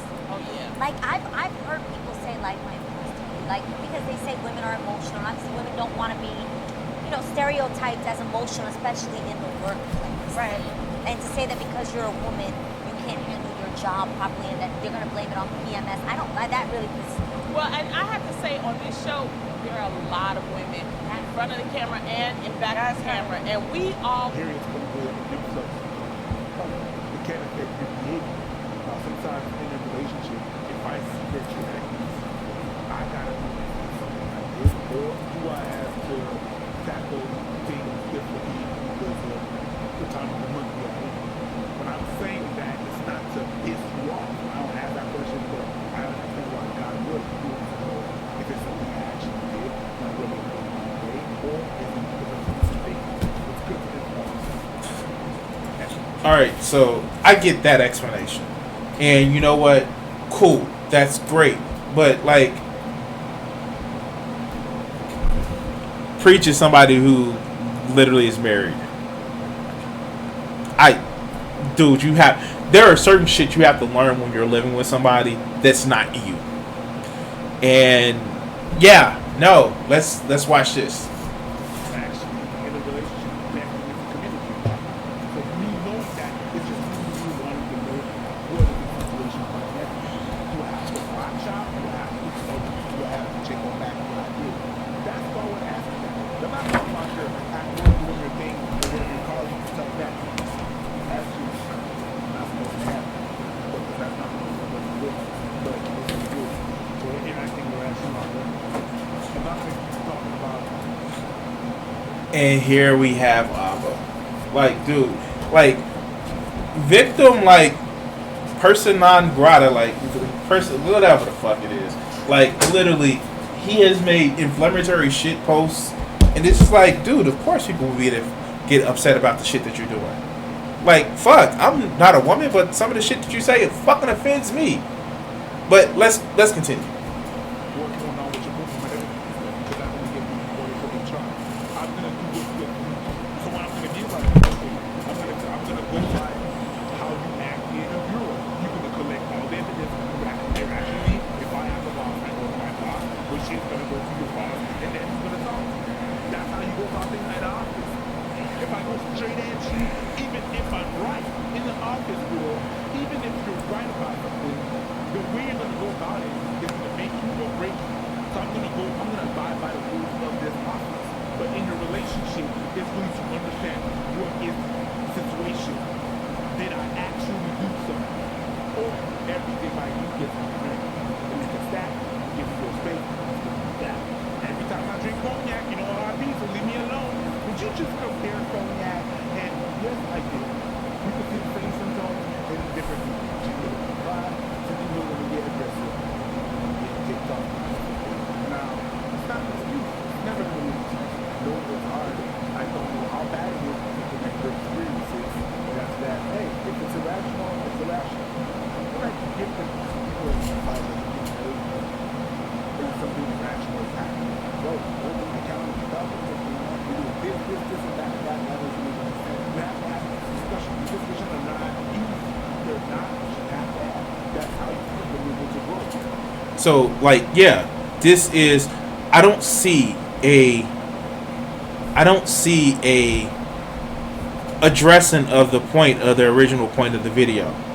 It was, hey, yo, you doing some shit that kind of is, irritating the shit to me. But it turned into, well, sometimes bitches just act all crazy, right? Am I right? That's literally what this shit turned into. Sometimes women just act all like irrational, and you got to protect yourself from them being irrational because it can actually get you in trouble. But let's continue. You have to have this conversation. That it is a real thing. But me asking you what's going on, I want to know where to put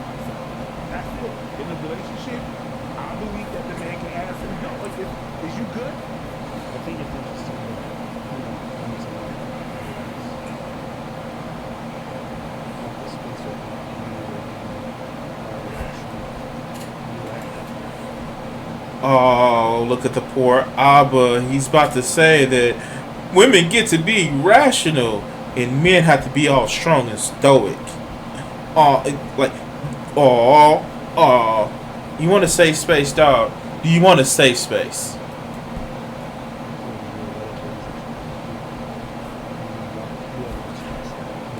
Wait, did you just minimize the shit out of that? Like, you acting all irrational and crazy or whatever you guys do. He just minimized the shit out of somebody literally saying that, yo, sometimes it's a bad move to try to push people.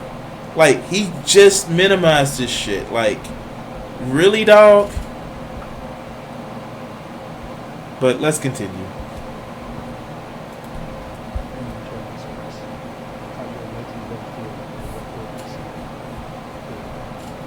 You guys have a biological experience and it makes you act all kinds of ways, say all kinds of stuff. But if we acknowledge that, we're like, this is what we're seeing, our expression unacceptable.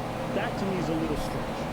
If I can't have a conversation with a person with, I can do it. If I can't go with my girl and be like, that's a bit crazy because of this and that and that and that.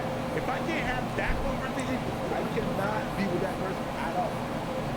It's not even a thing. Forget that. And look, we're not talking about what dudes dismiss everything really does in space. We're not talking about that. There's some dudes who take it too far.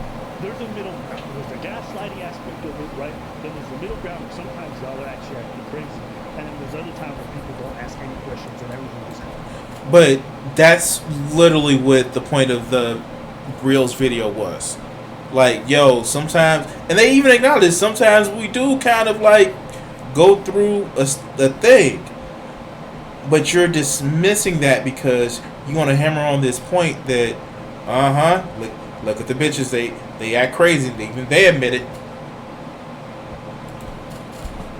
Right, somewhere in the middle, it does make sense to be like, hey, this behavior is a little strange. What's going on? And just because you don't like how it's worded doesn't mean that it's not valid.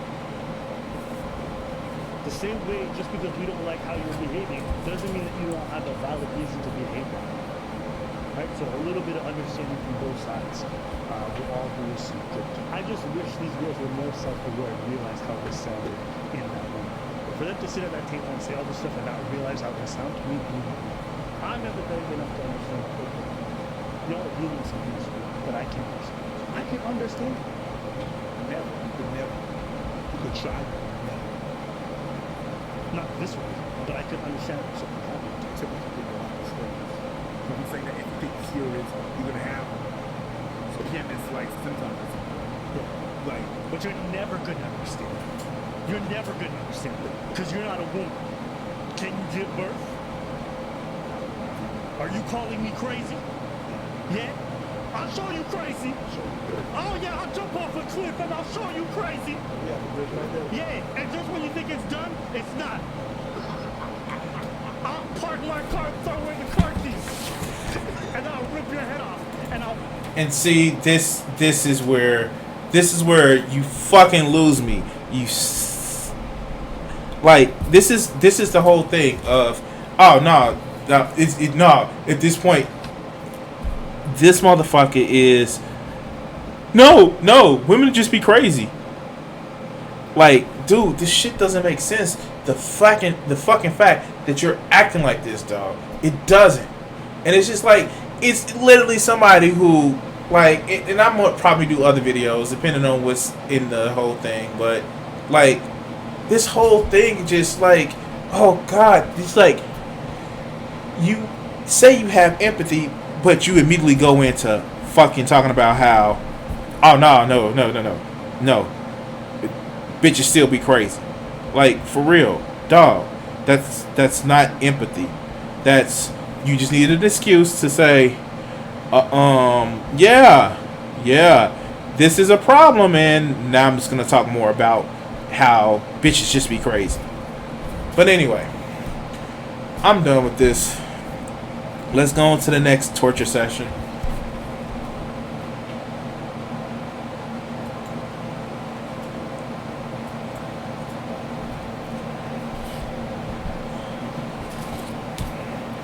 So, there's been some things going on.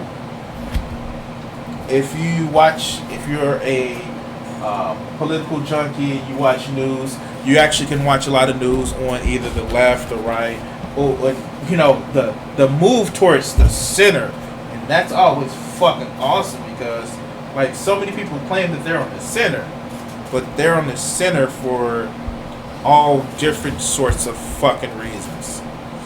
Because they like what gets me is you get so many people that will sit back and like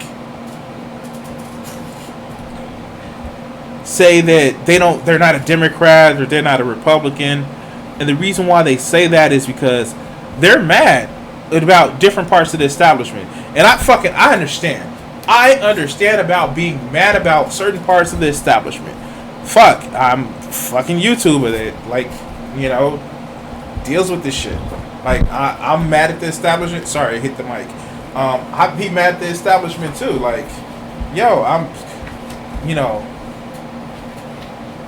fuck the Democratic establishment. Fuck the Republican establishment. And that's because they're Republicans, not just because they're establishment. But fuck them. Like seriously. But you get some people that use the language of populism because they're mad at certain parts of the establishment. And you get shows like Rising, and where there are parts of the shows where, it's actually pretty good and I pretty like it. But there are things like this that kind of piss me off. Now walk with me here, people. You might have seen that the New York Times ran an op-ed by Tom Cotton calling for military deployments in the streets. We had a spirited discussion about that a little bit earlier, but what we really wanted to talk to you was about the New York Times writers themselves. There's an internal... So, you recognize that there is a problem with the conversation as it was happening. But still didn't come out right. But now it's up. New York Times, let's shit on them because we don't like the New York Times because they're part of the establishment, and so everything that they automatically do is wrong. Let's continue.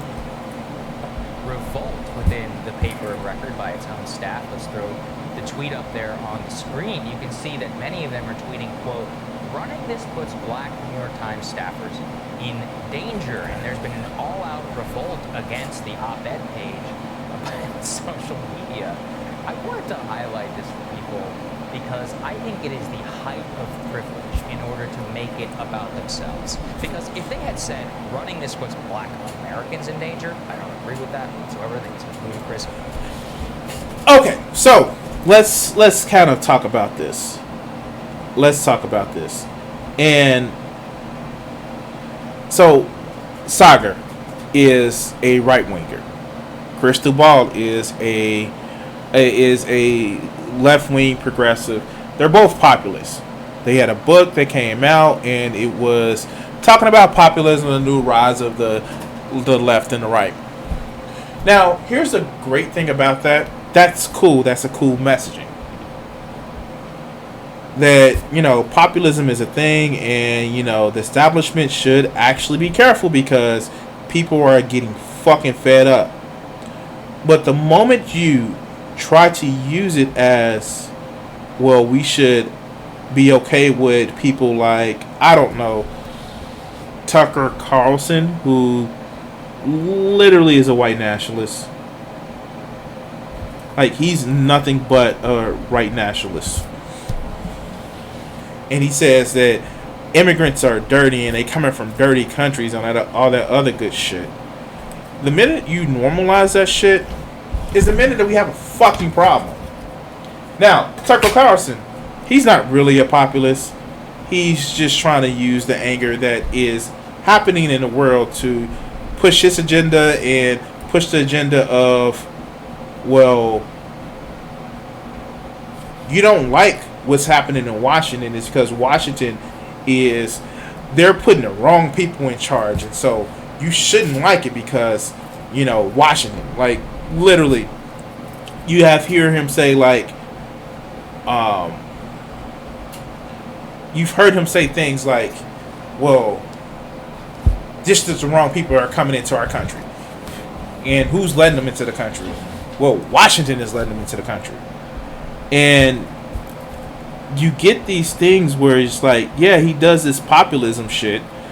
Mind you, he's not a real populist. He's one of the heirs to the Swanson family fortune. You know, Swanson, like the people that make the food that sells a lot of motherfucking food in the U.S. Yeah, that's Swanson. But, you know, never let somebody's real history get in the way of what they profess to fucking claim, right? But let's continue. An outlandish claim? Fine.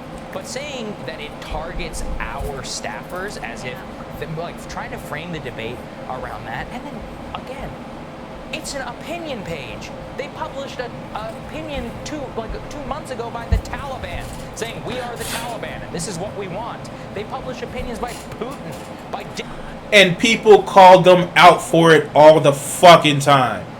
People call them out. That's the thing. People are called out for the fact that, yo, you're kind of platforming, you know, dictators. Yo, you're platforming terrorists. Yo, you're platforming shitty people. And this is what that call out is. You just agree with the person, which tells us more about you and not about them. That you would agree that, yo, we need to, like, be okay with the military, which is illegal for them to operate on the U.S. soil. It's okay for them because the people that's, you know, getting out of place, getting out of line, they're mad. So let's get somebody in there to make sure that they know their place, right? But let's continue. Dictators from around the world. Who cares? I mean, did running the op-ed by the Taliban put American veterans who worked for the New York Times in danger and who probably lost friends in Afghanistan? No. And was anybody upset about it? Also no, because it's more valuable at all times in order to have these things in the opinion pages so we can debate it and we can talk. Now, I'm not somebody who likes censorship. Fuck. The opinions that I fucking face, I have, would definitely not allow for me to be somebody who likes censorship. And the thing about it is, this is the thing with the right, and I'm going to say this. They like normalizing discord and shitty ass arguments. They like normalizing that shit because if it becomes normalized, it's no longer beyond the pale. And then they can say, look, you let us say this here. Why are you mad now? That's shit that people on the right do. And I'm not saying that people on the left don't do the same thing, and I don't want to have this false equivalency, but like, this is really shit that people on the right. What do you mean that we shouldn't say that black people are inferior? Remember that shit a few years back with the bell curve that every fucking right wing was pushing, or the skull shape? What do you mean? We're just giving our opinion. That's the type of shit that people on the right love to fucking say because it's just an opinion. They're not advocating for policy. They're just letting their opinion be known. And that's what Tom Cotton fucking did. Another fake ass populist who doesn't like the establishment but want to use the power of the establishment of the fucking military to get what he wants.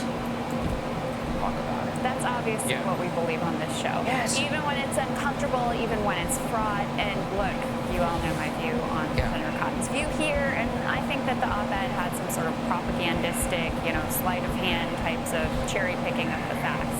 But I also think the New York Times does that a lot and runs propaganda quite often. For everybody. So, yeah, I think there's this instinct on the left. We covered it with the Planet of the Humans documentary. There's this instinct rather than to debate and have that exchange to just shut down, to censor and shut down. We see it in the celebration of Twitter's like really milquetoast approach to Trump's Twitter account and putting up their fact checks and hiding some. You can put up a fact check of someone who is wrong. This video is a fucking fact check. This is literally a fact check.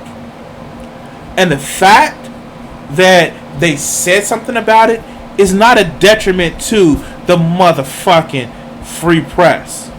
It's the press holding people to account of the shit that they're fucking saying. And I'm sorry, I get it.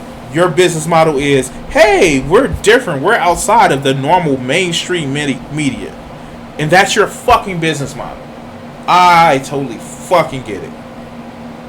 I don't think it's right, but I fucking get it.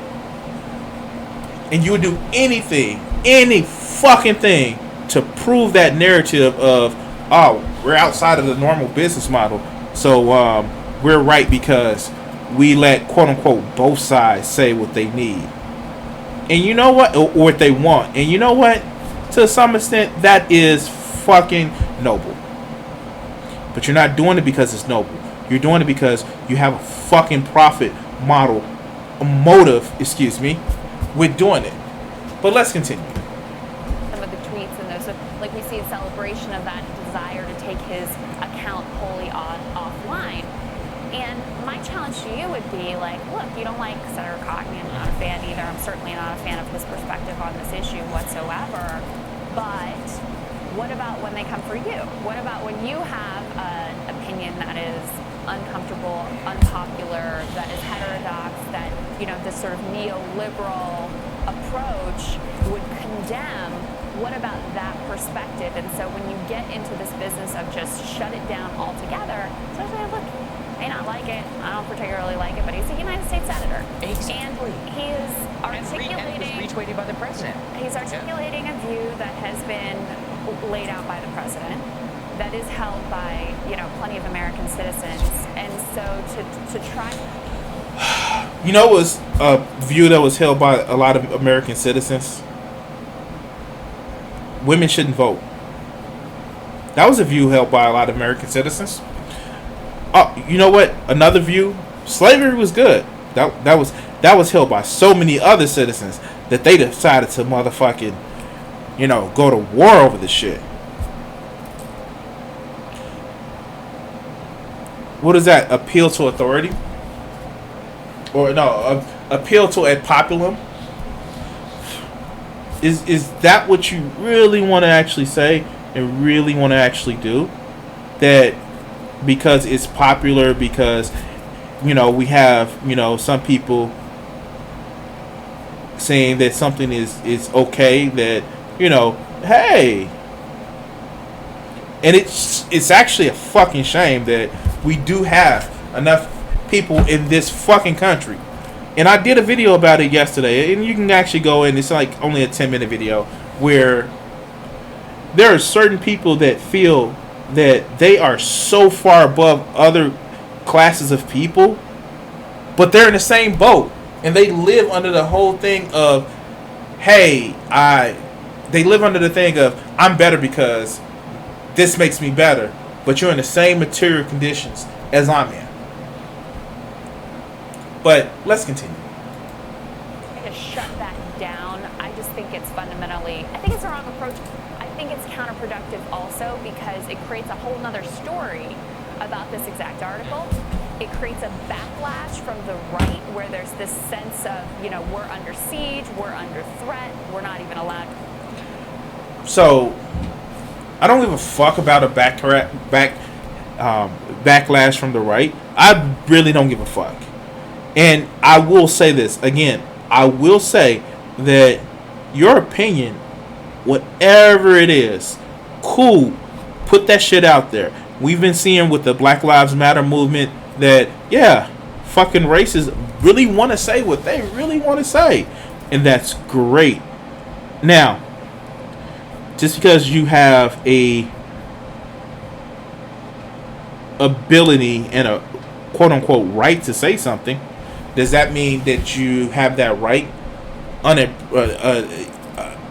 free of consequences? And no, that's not what that means. You have a right to say what the fuck you want, but you will live with the consequences. Just like if somebody was on the left and said something that was wholly inappropriate, they will have to live with the consequences. But a lot of these right-wingers on fucking social media, they don't want to live with those consequences. They want to say whatever they want to say and keep it moving without any consequences that they face for the shit that they say. And that's not how this works, Chief. And that's the problem. And now, let's continue. To voice our opinions, and that becomes counterproductive, and it just feeds a further divide and doesn't serve the ends that you want it to serve. Well, I wouldn't call it a sense at this point. I mean, you have these are reporters. I mean, they're telling you what they think about you. They hate you. They hate your guts. They don't want your opinions to have any sway whatsoever in the public discourse. We hear you. We hear you very... And see, this is a problem. And yes, they do a whole show about how they're different. They do a whole show about how they are, you know, they're better than others because they give voice to different people, even if they don't understand them. But they still follow and fall under the same fucking trappings of the media that, quite frankly, that they're complaining about. Because it's not even like, hear me out on this one, right? You can have your opinion. You're allowed to be wrong. And shocker, right? Shocker. It's okay. It's literally okay. You don't have to have the biggest fucking microphone. You don't have to have the biggest platform to have your opinion. And guess what, people? Guess what? If I'm doing a video, you don't fucking agree with me, you're allowed to say some shit back to me. You're fucking allowed to say something back to me. Now, the problem is a lot of these people that have these cowardly ass opinion, they don't want to be able to say anything back. They just want to state it and say this is believed and just keep going. Versus actually being, what is the word? Courageous enough to say this is my opinion, I stand behind it, and be challenged on that shit. The biggest problem is Tom Cotton was challenged. Tom Cotton was challenged, and the people who put him out there was challenged, and they didn't even read the shit. They just posted it, or they said that they posted it, where the shit came for him, and then it's like, oh no, we didn't read it. Oh no, we don't agree with it. But let's continue. You're loud and clear, and we thank you very much for taking the mask off. And I think that that is one of the clearest things. Look, I mean, we cover. You can't say that. You cannot say that. You cannot fucking say that. And I'm sorry, like, really? Using the term mask off. I wonder who else takes the mask off. I wonder. I wonder. Like that's a thing. I wonder who else takes the mask off. But let's continue. Bias and all that other stuff here. Yeah. But this is the clearest thing I've ever seen of these people who straight up, the whole speech is violence thing is A, ludicrous, but B, it just demonstrates how they only selectively use it. Speech is, in some cases, considered violence, dog. That's not even, that's settled court law. Like, I'm sorry, like, what do you mean that I just told somebody to go jump off a bridge in Minecraft? Like, that's, no, I'm just speaking. I'm just stating my opinion. What do you mean I told somebody to try to walk off a dock without swimming in, you know, CSGO? Like, the fuck? Like, yo, you're being destructive. Like, speech, if you're actively threatening people, you're literally causing a problem. But let's continue. Against Tom Cotton in this particular instance. And as you rightfully point out, these people all also have a neoliberal, corporate-friendly view of the world. Are they going to say that it puts them in danger? But what if you want to run something about, like, not even wealth taxes necessarily? What if you want to run something about suburbs and about housing that might disrupt their housing or their gated community? Or it might go after, here's a real fun one, who do you think some of the most segregated schools in America are? They're in New York City, and it's these people who go out of their way to make sure their kids don't have to go to school with lower income ones. What if we started running op-eds about that one? Is that going to be violence against their staffers? No, and it's ludicrous. So, Did you see it? Did you see it? Did you see it? Somebody who's advocating for the military to be used on people is the same equivocation as, well, these people don't want their children to go to the same school as the poor's. Like, I like, wow, wow, is that what we're really doing today? Is that what we're really fucking doing today? That's how you're going to actually use this. It's the same thing. Let's continue. This is a pure demonstration. I think also, these people aren't the paper of record anymore. Their whole business model is catering to upper middle class white people. And now they employ Yeah, but Sagar, those are the people who have all the power. Exactly. That's the thing, is like, they may not be the paper of record for, they may not reflect the views of much of America, but in terms of who the Republican Party and the Democratic Party caters to, that is their subscriber base. That is who they're catering to. And they're not just we're talking about people who have succeeded in this system as it is set up is overwhelmingly their subscriber base. And that's exactly who both the parties cater to as well. It is like the Wall Street and the Silicon Valley and those elites, but in terms of like the interest group that the Democratic Party and the Republican Party are most interested in cultivating, that's it. Yeah, certainly. So. All right, more rising for you after this. All right, so like, this kind of like gets me because it's a fake type of populism, and it's the fake populism is like, oh yeah, see, we're real. Our populism is true because we talk down to the power structure. It's like, dude, like, you really literally think, and he snuck that in there, like he literally snuck it in there, like, well, I don't think that's a threat. While there were riots, while we have police literally beating protesters, saying this, because this is a couple weeks ago. I had meant to do this a while ago. This is a couple weeks ago. While we have protesters getting beat, June 4th. People are really getting beat by the military. I mean, by the fucking, by cops. And we had an issue in Washington, D.C. where Trump used federal troops to push out peaceful protests. And then you're going to turn around, no, it's not a problem. It's not a problem. But it is a problem. We see the problem. No, it's not a problem. It's not a problem because the problem is that some people believe it's right. And some people used to believe that murdering people that weren't straight was right. Some people that used to believe that, I don't know, lynchings was right.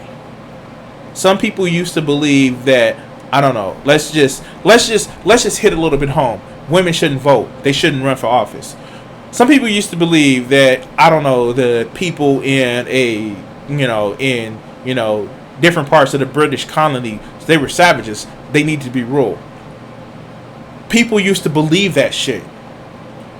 But, let's fucking continue. Like, this shit is like, if you're just upset at the establishment and that's all you want to do is be upset with the establishment, fucking do that. But don't fucking look for post hoc rationalizations about what is fucking wrong, and then you start literally believing the shit because, well, the poor old establishment, I get it, and I understand why some parts of the establishments are like. I understand why you would have a hatred of the establishment.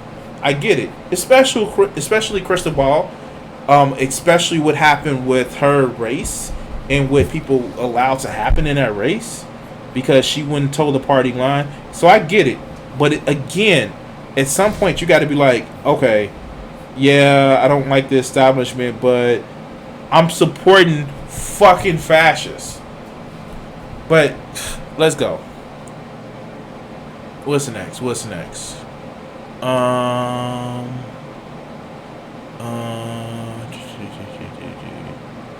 right.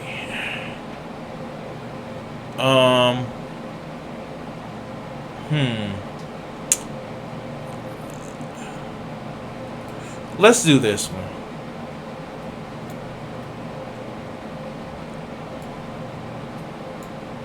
No, I want to do this cat. Okay, give me a second, guys. I'm looking for another video.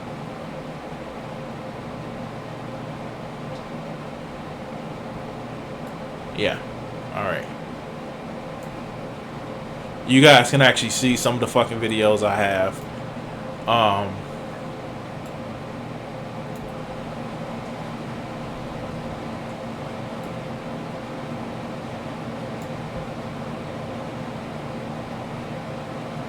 And I gotta start going through more and more of these videos. I'm sorry, guys.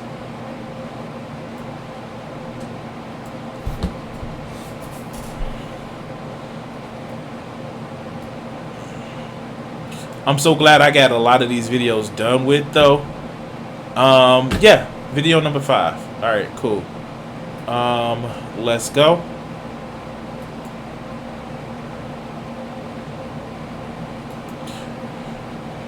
Now, this is somebody new that I'm doing on my channel.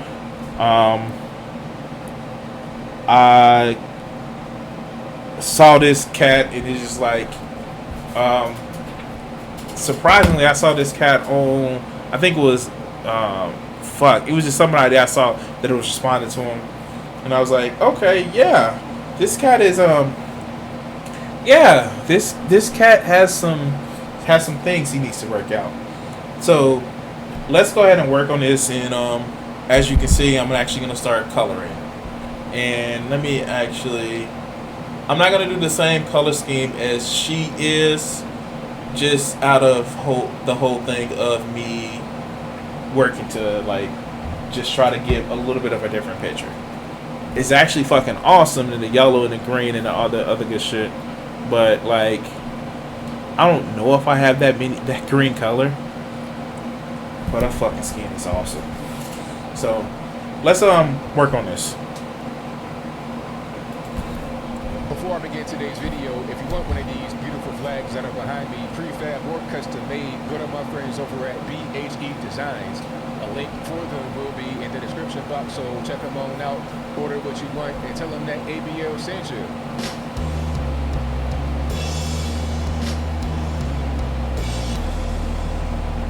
How's everybody doing? My name is Anthony Brian Logan, and today we're gonna talk about Dick. All right, so now that the shilling is over with, and I'm joking because, like, fuck, I shield my own shit a lot of times. I definitely shield my shit a lot of times, so I'm not gonna be mad at the motherfucker. And yeah, let's hear him talk about Dave Chappelle's Netflix special. Chappelle's new Netflix special 846. Now that number 846 refers to a few different things that I'll talk about in the special, and if you want to see that full thing in its entirety, I'll link to it in the box. But I think what most of us will know 846 is the amount of time that Derek Chauvin had his knee on the neck of George Floyd up there in Minneapolis, Minnesota. George Floyd's death after the knee caused all these riots all over the United States. And wait, like, is he like literally doing an apologist of he didn't really die from the knee? He's just like, is he really about to try to do that apology? That apologist whole thing about, no, he didn't die because he was fucking choked to death on a motherfucking bright ass day in a city fucking sky, in a bright ass sky in front of people who was like, dude, you killing him. Like, nah, he's not gonna make that apologetic, right? Nah. And it's like something ironic about the fact that this motherfucker, who is African American appearing to be, has a flag in the background that says "We the People," where like he wasn't considered part of the people when that motherfucking 1796 was actually created. But let's continue. In parts of the world. Now, straight away, I gotta say it because it's kind of the elephant in the room, the trillion-pound elephant in the room. This special from Dave Chappelle was not comedy. It simply was not comedy. All right, and don't get it twisted. I'm a Dave Chappelle fan. I may not agree with him politically, but if he has a comedy special that's good, I'ma enjoy it because it's good. Wait. It's not comedy because you didn't agree with him. Is that what it really is? It's not comedy because you didn't agree with what he was saying. That's what it sounds like to me. It sounds as if, well, because he was addressing some points that I didn't really like, it's not really comedy. Am I right about that? But let's continue. If it's not good, then I'm gonna say it's not good. This one was not a comedy special, so I can't judge it based upon being funny or not funny. I mean, seriously, there might have been one, maybe two times where I smiled throughout the entirety of this so-called comedy special. It was not comedy. Even from those that liked the subject matter, which I did not like the subject matter, we'll get to that in a minute. But even from those that liked the subject matter, they said that it was not funny, it was not meant to be funny, it's not comedy, but we needed this. Basically, that's what they're saying. Now, I've not read or watched all the reviews because I don't want to get anybody's thoughts in my mind. This is just straight from my heart how I feel about the special. I watched the whole thing. It's not comedy because it wasn't funny, because I don't like his views. Like, I'm gonna let that sit with you guys there for a second. It's not comedy because he was saying some things that I didn't find funny. Like, wow, like, it's not comedy. Never mind, it was like the Netflix account where it literally says Netflix is a joke. Or yeah, but yeah, it's not comedy. Let's continue. In its entirety, from the front to back, I was very attentive. He had my full attention. Now, this was just generally about police brutality. That's what it was, straight from the jump. And by the way, I think this might have been the first concert in North America ever, since the virus officially. If I'm wrong about that, let me know in the comments below. It's most certainly Dave Chappelle's first since the virus, probably even before that. But he was at this outdoor, I guess you call it arena or a park or something. They had chairs set up outside, and it was at night. I didn't know it at first, but I had to, watch the beginning of it, watch the whole thing. Like, oh, okay, I see what's going on.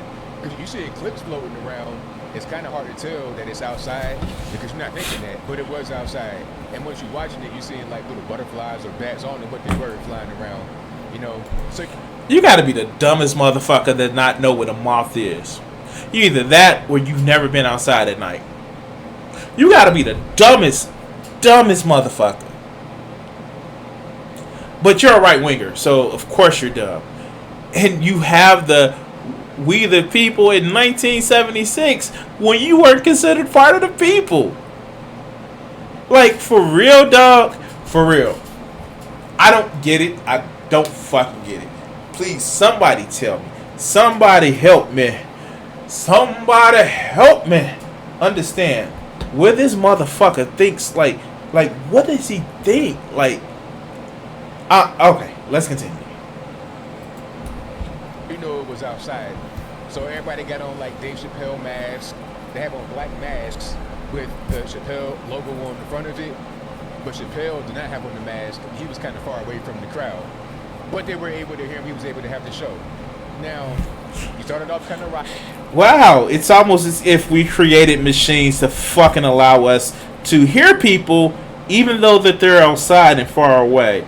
I think they're called a microphone.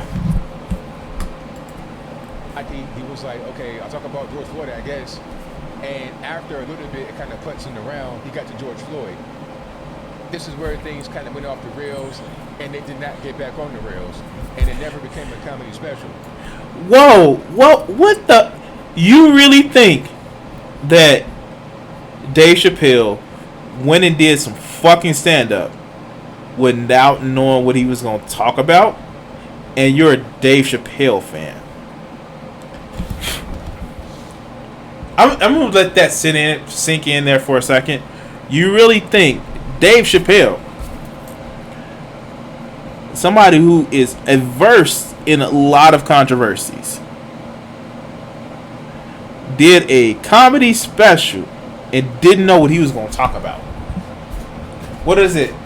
When you're doing it awesome, it's almost as if, when you're doing it right, it's almost as if they don't even notice you're doing it at all. Is that what the whole phrase is? When you do it so well, they don't notice that you're doing it at all. But let's continue.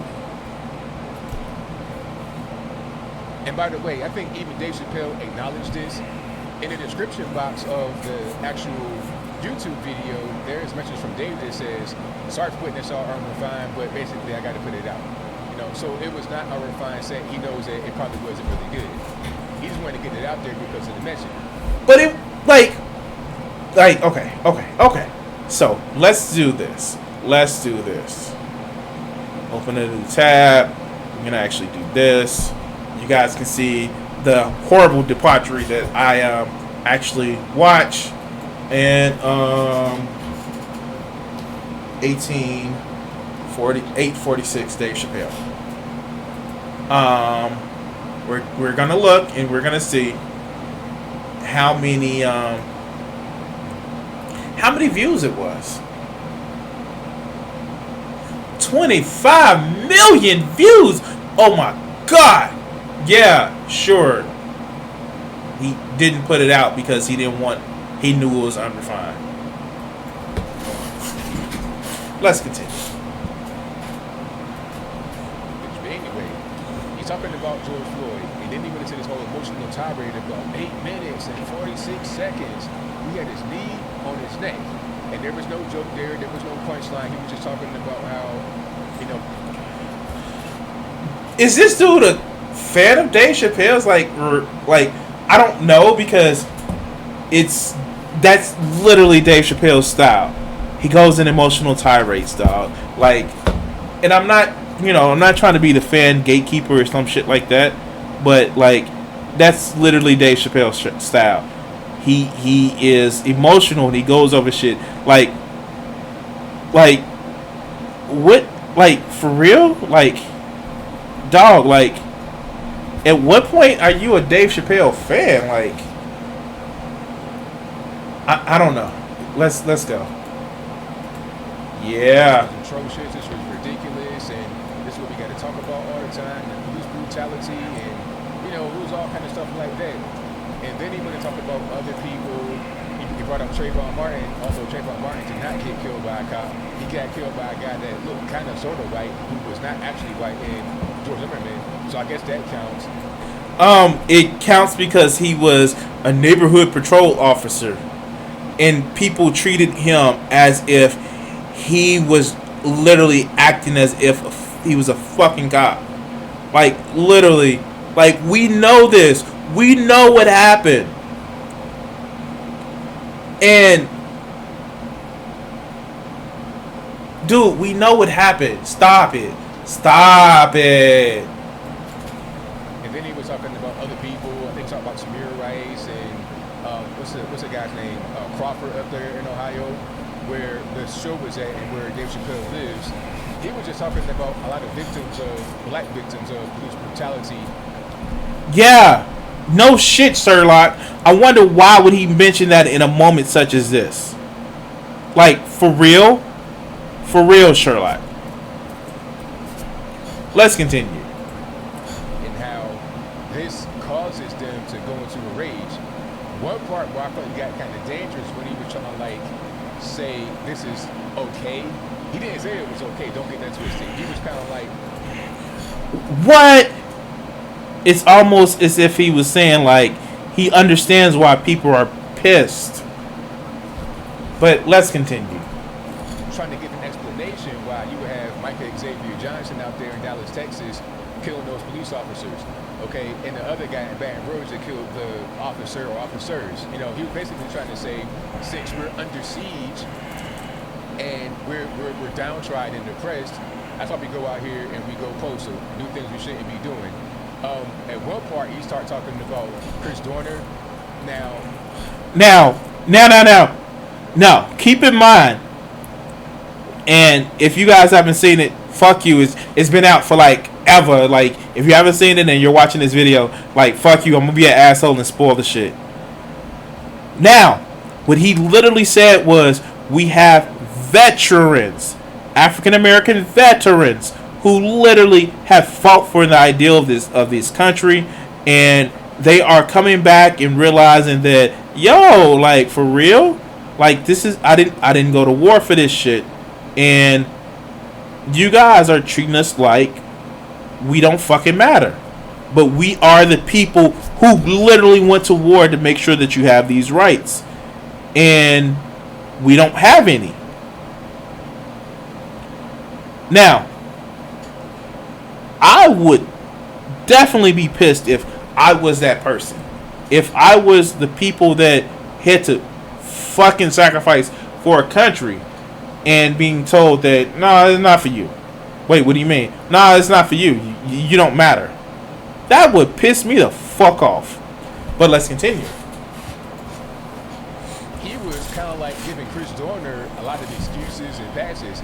And if you forgot who Chris Dorner was, this guy was on the LAPD and he got fired.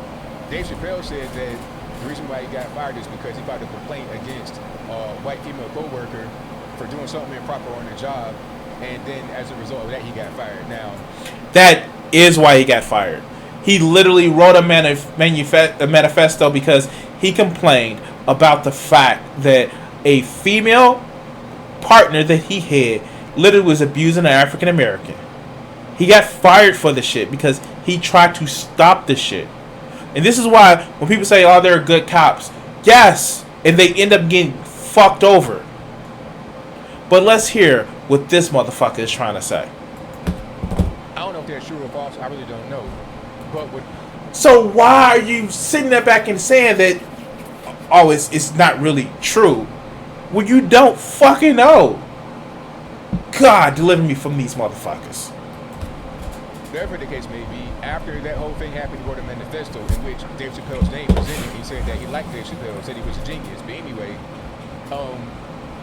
Chris Dorner went on this whole shooting rampage. He killed 4 people and injured 3 officers. I'm not sure if an officer was killed. I think he was killing like innocent people. Like he was just not a guy you would want. Oh, wait, he was a cop that got fired that wasn't a good person. Oh. Let's continue. When I look up to it all, this guy was really crazy. Office rocker. The manifesto was like 11,000 words. So this guy had some serious issues, and it was probably good that he got fired. If what happened with the complaint and you getting fired set you off like that, then you shouldn't have been on the force to begin with. We talk about police brutality and wait, you're gonna wait. You're gonna say that he probably shouldn't have been on the force because he was a violent person. So does that apply for Chauvin too? Literally somebody who has all these complaint allegations that weren't investigated because reasons. Cops. But obviously this guy was not going to be a good cop. If you got that kind of mind that's so weak and fragile to the point where you snap and kill 4 innocent people to shoot everybody that is around, then what are we doing? Breaking into houses, shooting random innocent people. I mean, this guy was not good. But he was saying that the reason why he did that is because of, Wait, what happened to Breonna Taylor? Cops literally broke in and started fucking and pulled a no-knock warrant, which we call robbery, and started shooting people.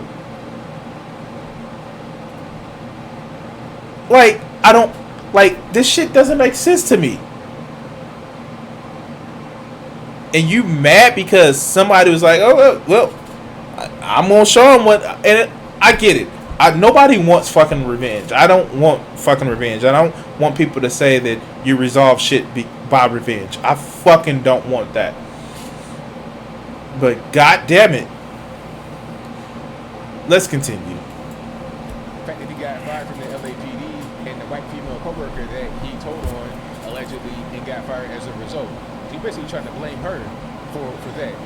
I thought that was really dangerous and really ridiculous to get into this whole thing about trying to excuse black criminality because you're oppressed by the white man. That's kind of what I got from it. Of course that's what you will get from it. Because you're a self-hating African-American man. God, like, that's easy to actually say. When they take everything from you, and whoever they are, that's not really important. But when you feel that somebody is taking everything from you, and you respond in force, in violence, and in kind, then it's a fucking problem. I'm sure this motherfucker is the same person that would be like, well, incels have a point because they like, because traditional family values aren't being held up, then, you know, they have a right. But motherfuckers like this, like, oh my fucking god, like, really, dog? Really? You're really gonna unironically advocate that, you know,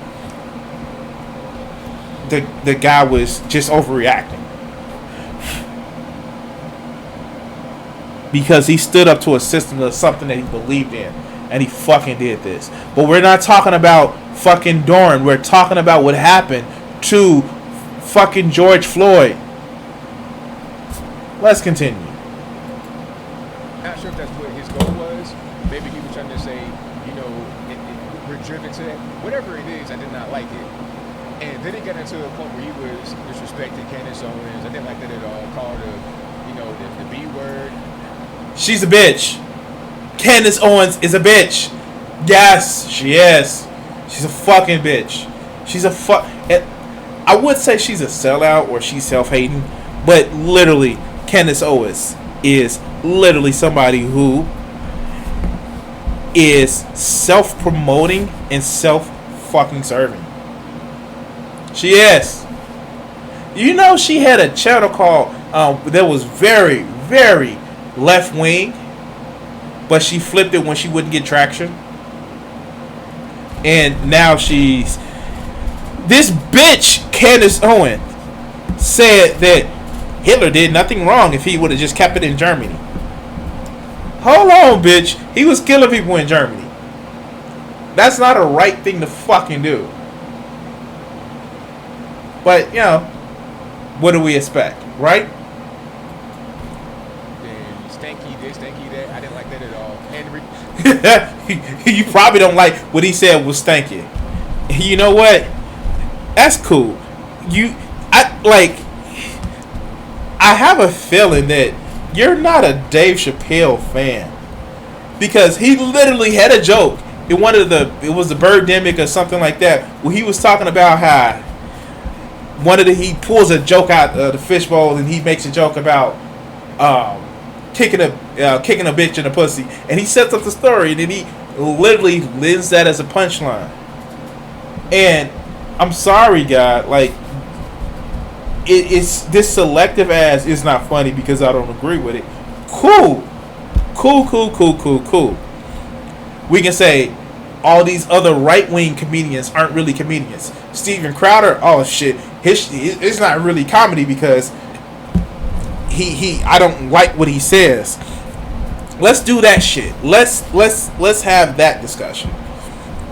You don't want to have that. You don't want to do that. And that's not a hill you want to fucking die on, dog, in Minecraft. But let's continue. The reason why he said that is because what she said about George Floyd being a criminal, not being a model citizen. And of course, like a lot of emotional black folks, Dave Chappelle was trying to say, oh, well, the reason that Candace Owens said that is because she's talking to white America and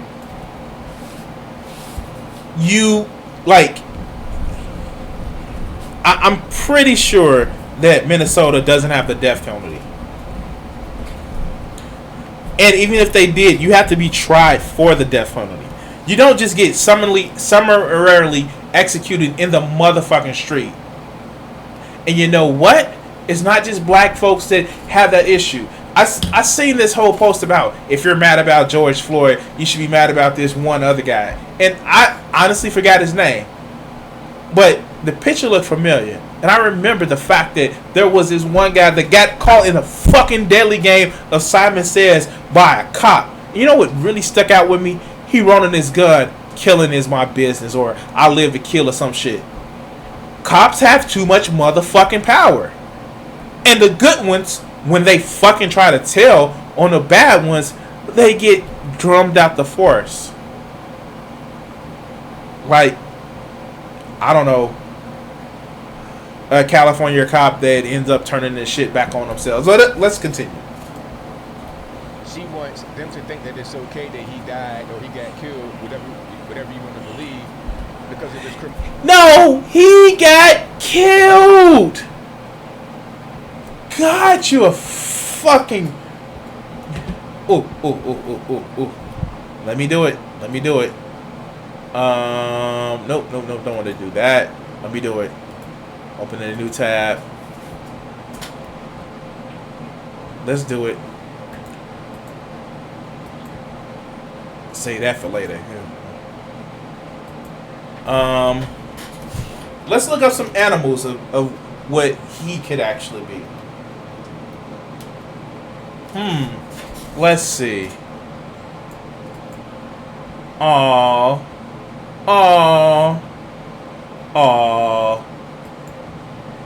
He like, aww. Let's turn the sound off on this one. This is what this guy can actually be. Let's see. Let's look up this animal. Yep. There he goes, getting ready for work in the morning.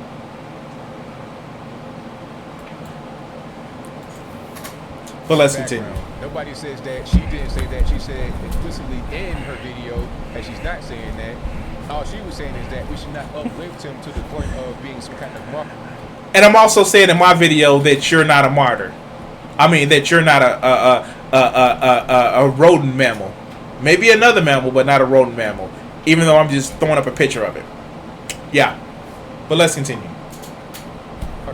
Like he's Jesus Christ. People say, oh, don't nobody do that. I can't tell. I'm seeing all kind of things, all kind of pictures and murals of George Floyd next to Martin Luther King, Malcolm X. You got angel wings on them. I mean, all kind of stuff. So she's talking about that. Even your man Joe Biden said this. But even Dr. King's assassination did not have the worldwide impact that George Floyd's did. And people actually believe that. Do you? That's kind of fucking true. I mean, like, we see shit all across the globe because we see the shit now. Now, not to mention the fact that, you know, we see shit in, like, Spain and, like, all these other countries and, like, you know, fucking, I would say we see the riots in Paris, but, like, shit, we see all types of riots in Paris all the time for, you know, things like camaraderie. Oh wow, and you know, actually believing in people that, you know, shit is fucked up, and you know, we see this shit in all these different countries because, you know, things are fucked up where police brutality is a fucking thing, and we're tired of seeing it. But let's continue. I think Joe Biden got that just from his own brain, or were people trying to tell him? Like, was he told that by those that are around him? Some of the younger people, your Simone Sinners of the world. Okay, his death was more impactful than Martin Luther King. That is the kind of mentality that we're trying to avoid, because the reason why you're trying to avoid it is because the fact is, you know, it actually turns out to be true. You literally see somebody summarily restrained and executed, and you see people saying, yo, get off of him, you killing him, and it's uncomfortable for you because it means that the party that you profess to fucking love because the Democratic Party is so bad. Yeah, it is bad, but you need to have an enemy in order to feel like what you're doing, your decisions are right. Literally are fucking with people, and it's just this cognitive dissonance that, yo, maybe I'm not on the right side with this one. But let's continue. As people like George Floyd and many others get all kinds of patches and excuses made for them, which enables that kind of behavior to persist. And Dave Chappelle was doing the exact same thing. Dave Chappelle did the exact same thing that Candace Owens was preaching against. Okay, you want to uplift a Chris Dorner, Michael Xavier Johnson, all these people, for what though? They don't deserve to be uplifted. They deserve to be uplifted because they're people and they were just killed for no fucking reason. That's why they deserve to be uplifted. I don't see why you don't understand that, dude. Because I get why you don't understand it, don't like it, because that means your precious little Republican Party actually only sees you as somebody who is a useful idiot for, you know, the shit of, well, we need these useful idiots like this fucking fool in order to make sure that we don't seem too racist, but we're fucking racist. But let's continue. If there's an injustice there, if they were killed unjustly, then you look into that, and if anybody is guilty of any kind of crime, you lock them up. That's how it's supposed to happen, okay? But you don't just give them all kind of passes. And then he was talking about Laura Ingraham, and he was triggered about her telling LeBron to shut up and dribble because all things that LeBron did for Ohio. You're really doing the whole, you know, pretty white woman trope, aren't you? Like, for real, you fucking idiot. You're really doing that. I guess, but like she literally told him to shut up and dribble because she didn't like what he was saying. But you know that he was out of line for telling him that. Fuck out of here. And don't get it twisted. I think LeBron is a great philanthropist. He does a lot for Ohio. His personality is a different story, so I digress. My whole point is that he is a great philanthropist. But he's mad at Laura Ingraham for saying shut up and dribble, but that's just his ignorance. And a lot of us operate on ignorance and don't care. Wait, what? Like, literally, he's telling her that she has no place to silence him because, I don't know, just because he's only seen as a product to, entertain people in sports? Fuck out of here. Like, dude, I'm going to tell you to shut up and, chop wood or some shit like that. Or dig through trash. About being educated, okay? Dave Chappelle even said, I don't care what he did. He shouldn't have died. So this dude could have been, kidnapping kids, killing them, chopping them up, selling them to foreign markets. And that's fine. You don't care what he did, right? Oh, okay. See that?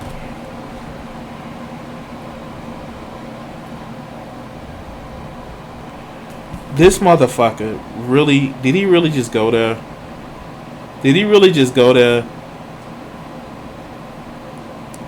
He really just went there. Like, dude, that's not what Dave Chappelle is actually saying. You fucking idiot. He's saying that nobody has the ability to be summarily executed in the street without a fucking trial. What part of that don't you fucking get? You fucking loser. But let's continue. That's the whole point. You're thinking with, you're not thinking with your brain when you should be. You're thinking with your heart. Wait, I'm sorry. Is he not venerating the fucking Declaration of Independence in his own fucking background? Is he not saying that this is America and we are a country of laws and all this other good bullshit? Is that not what that flag in the fucking background is for? And this whole, well, you're thinking with your heart and not your head, that's bullshit. That is something that cowards use to get away with being cold-hearted and indifferent And indifference is still a motherfucking emotion. It's a way of feeling, of saying, I don't give a fuck. I don't care. Indifference is, I don't care. It is not an absence of emotion. It's a negative fucking emotion of like, I'm just mad. So I want to motherfucking make people pay. But let's continue. They can get your feelings, and men can't operate like that. But anyway, back to Laura Ingram. Wait, what? Men can't operate like that. Like, did he really just pull a red pill out of his ass?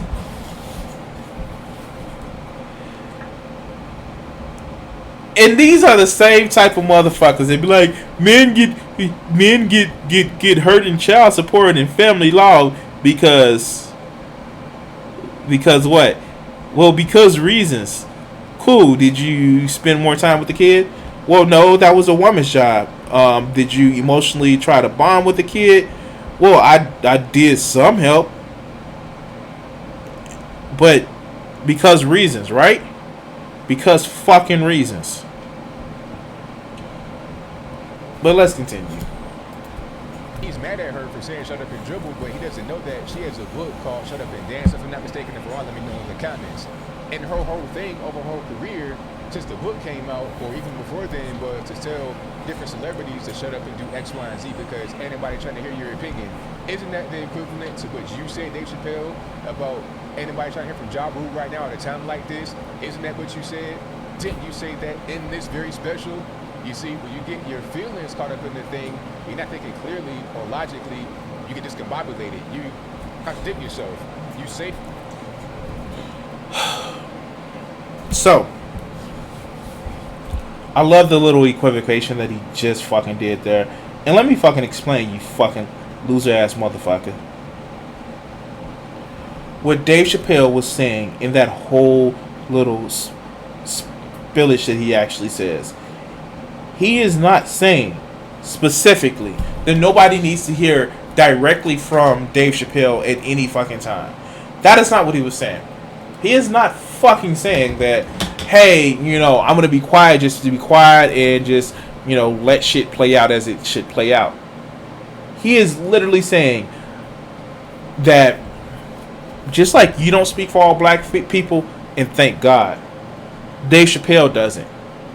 And there's no authority on how every one fucking thing should actually be. There is no authority. But you don't see that. All you see is, see, see what I want to actually look at it like is these people are just bad. And I'm not one. I'm a special one. Because fucking reasons. But let's let this finish. One thing, and it's fine, but when someone else says it, it's not fine because you don't take time to even understand what they're saying. So, as I close, I want to say this. Dave Chappelle, still one of my top comedians of all time. Okay, I can disagree with what he did in this non-comedic, quote-unquote, special on Netflix and still, like, compartmentalize. That's over there, that's that, what his body work that is behind him. I mean, nobody can really touch that. The Chappelle Show, classic. The Killing Me Softly, all the other specials, classic. But this one right here, I just didn't like. The one that came out, I think it was last year before that, it was good. I did not agree with everything he said in it, but at least it was comedy. And so you didn't agree with it. Everything he said, it was good. And like Dave actually said, some of the shit that he said in that fucking special was offensive and harmful to people. But he's like, yo, that's who I am and who I've always been. And he wasn't apologetic for it. And I have a feeling that the only reason why you like Dave Chappelle is because when he says shit like that and he's unapologetic for it, instead of taking it as, yo, this is my opinion, and if people think that my opinion is wrong, I'm willing to take the consequences from it.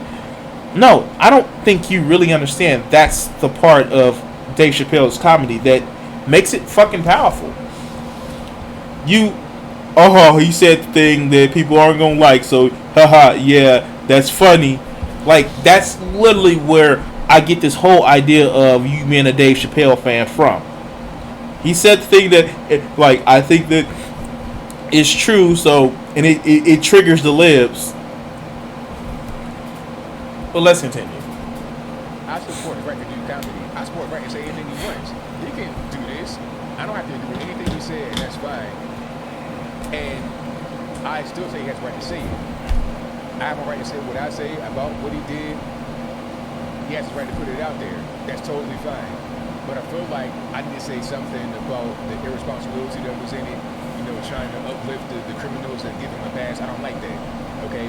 He can say it, and then I can say that I don't like it and be against it. That's pretty much it. So I think I'll leave that right there for now. And what say you? Did you like Dave Chappelle's new special, 846? Next if you put, let me know why in the comments below. Or did you not like it? Was it too much full of emotion? You know, he got real personal talking about the 846 number. He said that's the moment he was born on a birth certificate. And it's also, I think, something about his grandfather. But like, for real, like, dude, like, I'm gonna say this, guys, and I know I've been going wild. I've been going for almost 3 hours now, and I want to thank everybody who's stuck with me while I'm doing this drawing slash work on this young lady. Like, thank you guys, but this motherfucker here, boy, I swear to God, man, I swear to God,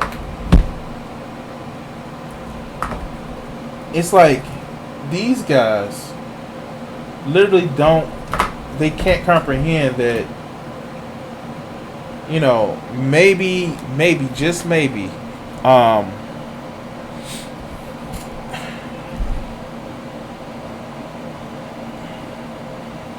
maybe certain shit that we don't need to say. Maybe it's I don't know. It's just like, it's just one of those things where it's just like, maybe every piece of media, maybe every celebrity ain't for you.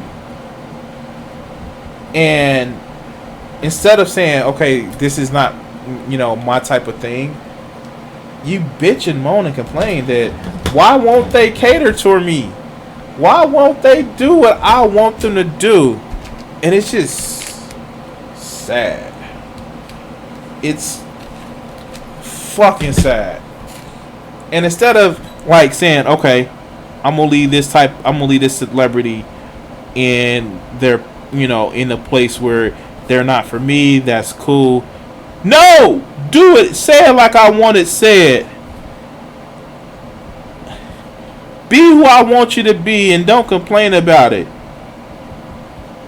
Like, shut up and dribble because I like watching this basketball, or sports is no longer safe for me to actually watch because somebody is saying something that I don't agree with. Remember that time Ben Shapiro said, I'm not going to watch sports no more because athletes have too much of opinion. Like, I know, right? Like literally, Ben Shapiro is mad because somebody has too much of an opinion, right? But let's continue. Let's go to the next video, and where is that cursor? There we go.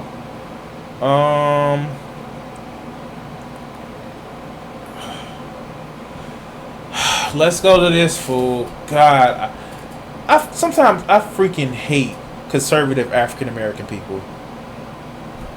Like, dude, and like, I just, because they have this whole thing of I fucking did it myself, and like they have this whole thing of like, I'm fucking awesome, and if you don't agree with me being awesome, then fuck you.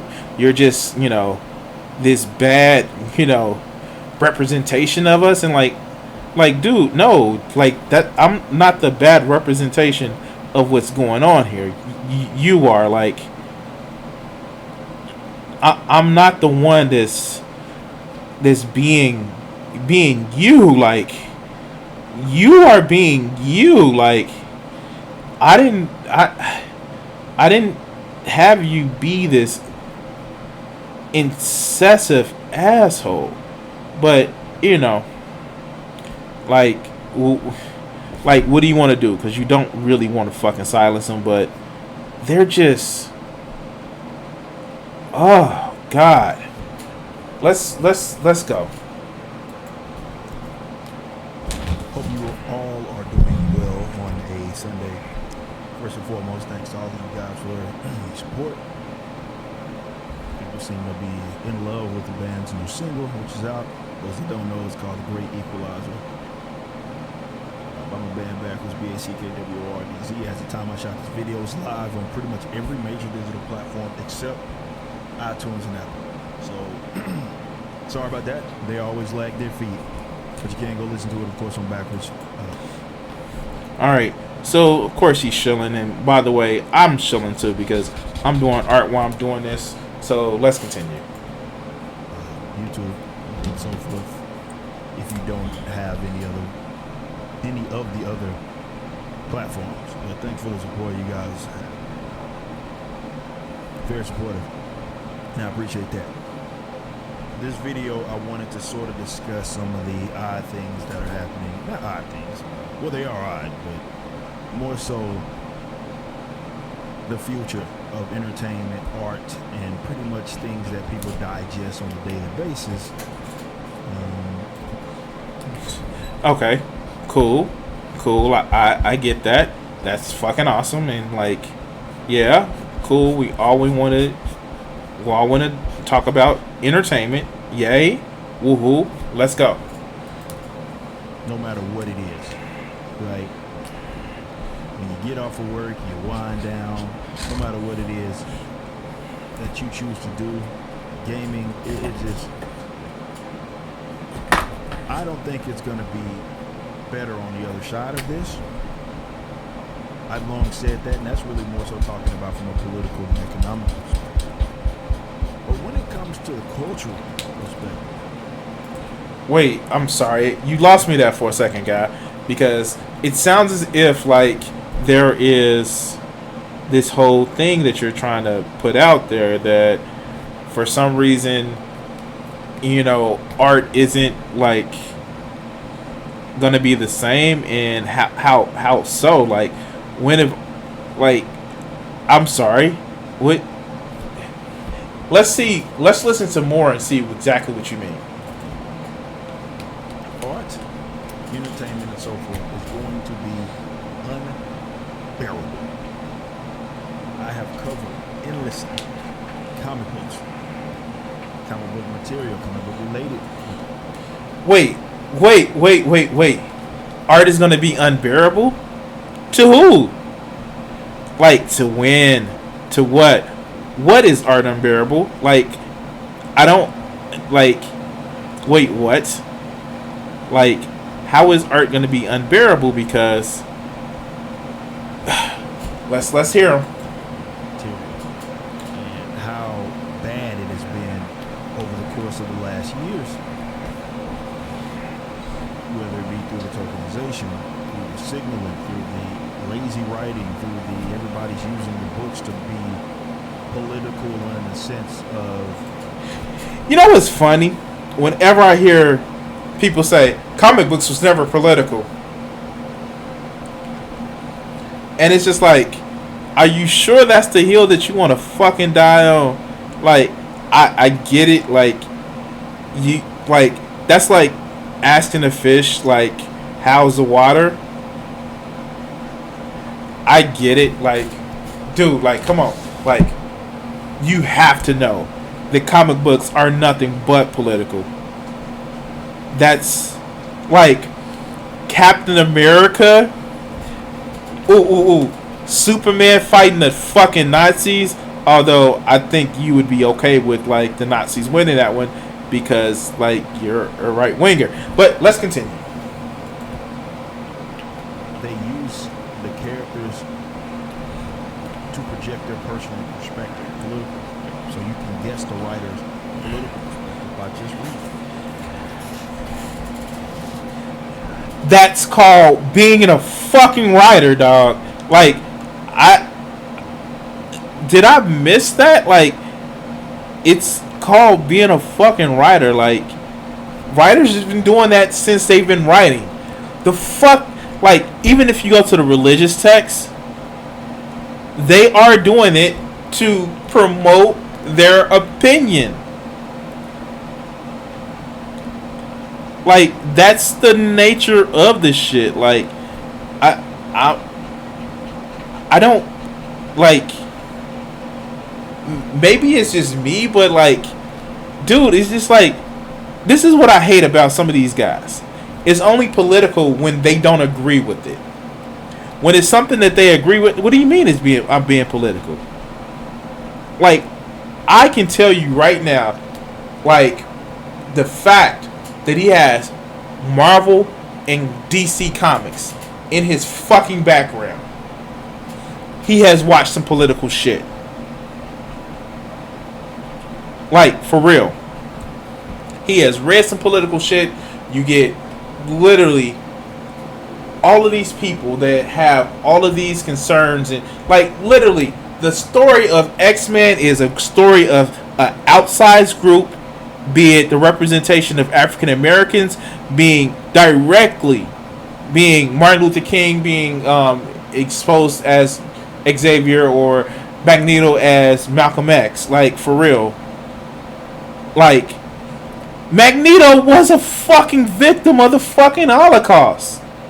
That is political. But let's continue. I'm not trying to hear that whole comic books. Like, it's one thing to have like government or politics depicted in your comic book. It's another to just use it as actors. And that's what's been happening. But with this whole thing going on, as now everybody is, it's like a corporate movement. Now it's completely corporate. It was a corporate movement before, but now it's like a sure corporate where everybody's going out of their way to let everybody know how they're going to do their part. Battle racism. Inclusivity. More inclusivity. More things to sort of signal. Let's just call it what it. Okay, so let's call it what it is. It's signaling for more money. Like, we're gonna call it what it is. They recognize, companies recognize that there are a group of people that would buy more comics because they are signaling that they're quote unquote woke. And my question is, and I get it. I get why people don't like that whole thing and don't like the whole way of that's coming off, but so? Like, literally, so? Like, you're pissed. You're literally pissed because companies are saying that we will make more money being woke than catering to a core select group of bigots. Where's your problem? Where's the problem? Where's the problem when that was being done? When it was the other way around? You'd have a problem with that one. But let's continue. Yeah, it's a signal. And more people are doing it, more corporations are doing it, more entities are doing it, and more we've created this and fostered this culture, not we. Where people are demanding this. Like as in people's colleagues saying, hey, you have to say something. If you don't say something, I counsel you, you're a bad person. Don't say this. And it just got me thinking, man, how... Alright, cool. So, this is what I'm going to fucking agree with you on. This is the shit that I'm going to agree with the fucking right winger on. So, I'm going to say that people should be allowed to voice their fucking opinion. They should be. That's cool. Great. Motherfucking wonderful. And what a lot of the right wing doesn't like is when they voice their opinion and they say, dog, that's a kind of a bridge too fucking far for me and for what I believe. What do you mean? What do you mean? Like, no, that sounds bad, dog. That sounds it sounds racist. But I'm just stating my opinion. yes, your opinion is racist. Like, that's just the thing. Like, it's I would say it's okay, but it's not okay. But you're entitled to that opinion, and you're entitled to your opinion being wrong. Like, everybody else is entitled to their opinion being wrong. But, you know, that's some shit that makes you look bad because you said it. Like, that's racist, dog. Like, I don't know what else to tell you. But it's a fact. No, that's an opinion, dog. And cool, you can present your opinion about things. But just know that we're going to be looking at you kind of side-eyed because you're saying something that's kind of fucked up. What do you mean it's fucked up? Like, you're saying something that's kind of fucked up. And, you know, you may be cool in some places. And I am not one to say automatically cancel somebody just because you find out that they may have some bigotry. Because we would all be canceled. But my thing is, yeah, I'm going to be watching your ass. And that's the thing. Nobody wants to be questioned about their actions. But let's continue. Oh, when we get on the other side of this, it's going to be bad and far worse from a cultural perspective in terms of now it's very difficult because you can't read mainstream comic book, and you will hear and see things that are different. You'll hear and well, not hear and see things, but you'll see things. Hearing more so is more so the portrayal when it comes to like live action depictions of these characters and so forth. And we've seen the whole scene. Now, he doesn't want to say that representation is a bad thing. He doesn't want to say that because, quite frankly, he's black and he doesn't want to actually come off as that asshole. But he that's what he's implying. Now, it was a video that he did recently about Miles Morales with the new Spider-Man video game, and he's like, "Well, he's a great representation." It's like, no, he's more than just a palette swap, Peter Parker. But guys like this will never understand that because they just see, well, they just made a black Spider-Man. Like, that's not what this is, dog. But let's let him continue. Progressivism being depicted in the books and the live-action television depictions, movies. And man, it's going to be far worse. Every narrative is going to be sort of pointing to this. And if it doesn't matter if it makes sense in the context of the characters as they've historically been depicted, if these are characters that have existed for decades, certainly from the movies, and they're going to be even more predictable. But the thing is, I don't think you're going to be able to get away from it. Like, you can't even turn your video game up around on FIFA. The first thing I turn it on is like says Black Lives Matter. Wait, are you saying that they don't? Is this motherfucker saying that they don't matter? Is he saying that black lives don't matter? Black opinions don't matter. Black people's voices don't matter. Is he saying that? Is he really saying that? Because I think he have a problem if he really saying that. But let's continue. You can't even get rid of it no matter what you think that you're playing something that's going to be completely unrelated and it's going to be something that's happening. But more so when we talk about art in the form of storytelling, it's just going. No lie, it was like this big ass firework. I think that fucking happened out here. I thought it was like lightning that struck, but I'm just tripping. All right, let's go. Going to be as prominent as it has ever been. When I say it's going to be unbearable, I mean that you're going to have a very hard time getting away from it. And it's going to get old really fast. I already got old. You look at the books. And like in comic book perspective. But when I say it's going to be unbearable, you think of the guys that are reading up on the current comic books, you haven't seen anything yet.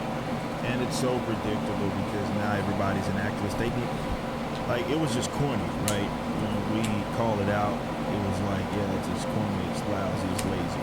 But now they have an out, because they have an excuse, because the entire country, as an example, really the entire other aspects of the world as well, Wow, it's almost as if wait. The world has actually seen, yo, we're fucking up, and let's change that. And you're mad about it. Like, really? Wow. That whole progressiveness and shit, right? But let's continue. Like, that. This is like, he's literally mad. Like, he's like the old man yells at cloud meme. Like, how dare the world change and leave me behind because of what I think is a problem. But let's continue. That have sort of latched onto this, so now they have an excuse to do this. Because they're just going to say this is activism, this is my way of changing things, and so forth. And now they have an excuse. And it's going to be unbearable. It's going to be unbearable. I'll be here, of course. Let's call it out. But it seems like it's going to be unbearable for you because you don't believe the shit. Huh. Tough luck, man. I'm sorry. Not really. But it's almost as if you're living in a system where, you know, you're criminalized for no fucking reason other than, I know you didn't do wrong, but you just look like you did something wrong. So we're going to harass you and we're going to make it seem like you're the problem even though you've not done anything wrong. And hey, if you question it, we could just summarily just execute you in the street because you did the wrong thing, like questioning authority. How about that? How about that? You wait, people don't like that? What? No. Let's continue. I'm just saying, prepare your butts. Because you're not getting away from it. You're not getting away from it. You thought that it was like you're not. It's going to be everywhere. Everywhere. Signaling, feeling as if it's their duty to use art, entertainment, to be active. And it's just going to be so heavy-handed. It's going to be... Wait! That is the nature of art, to actually build up and have to be an activist. That's the nature of art. That's what art has been. That is art. That's what art has been since it has been art. Like, I don't know where this guy gets this whole thing that art has never been political. I don't know that. Like, it just seems a little ahistorical. Because art has always been political. Art has always sent a message. Like, that's what the nature of art is. That's what art has always been. But let's this continue. So slanted to one way, which has always been the problem. For example, when I talked about politics, I've never been the one to say that, keep politics out of comic books. That's never been something I've said. My issue has always been is that there's no positive depiction of an ideology outside of leftism. It's almost as if most artists are left-wing. It's almost as if culture and art, that like artists have just been left-wing. And you know what? Boo-hoo, motherfucker. Every time we get a right-wing artist or a comedian or, these right-wing people that says, no, you're oppressing me, they get called out and people look at them like they're the fucking plague. Almost as if right-wing art only works in oppressive totalitarian societies. I wonder why. Conservatism, libertarianism, Monday. It's mainstream progressivism, and that's all that's depicted in a positive light, or like the sort of neutral area. Anything going the other way, they have no desire to depict that in a positive light. So that's always been a problem. If there was more political diversity, here I say, using that actual term, because when these guys mean diversity, they don't ever mean thought, they mean diversity, like color and sexuality and stuff like that. But you still have to all think alike. So it's like they just want different shades of the same bullcrap. But from a political perspective. There's like, wait, what? Like, did he really just go there? Like, oh my god, like, did he really just go there? Like, okay, yeah. So, left people want, like, the what he just set up was left people want diversity of characters and personalities or sexualities and stuff like that. Right wing people want you all to follow this one specific thought and no other. We want to have diversity in thought, but not anything else. I'm gonna let him like really think about that shit, and he's not gonna think about it. I'm just trying to be charitable, but let's continue. not a whole lot of that now, and there's certainly not going to be a lot of it going forward. It's just going to be what you see on like MSNBC or Huffington Post of the world,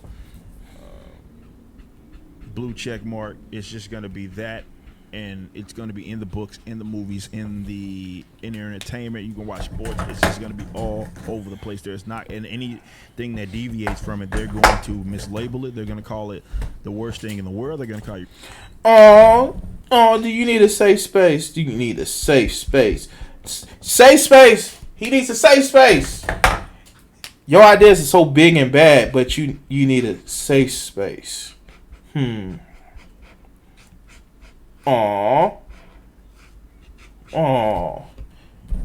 ideas are so great and wonderful, but you need a safe space. But let's continue.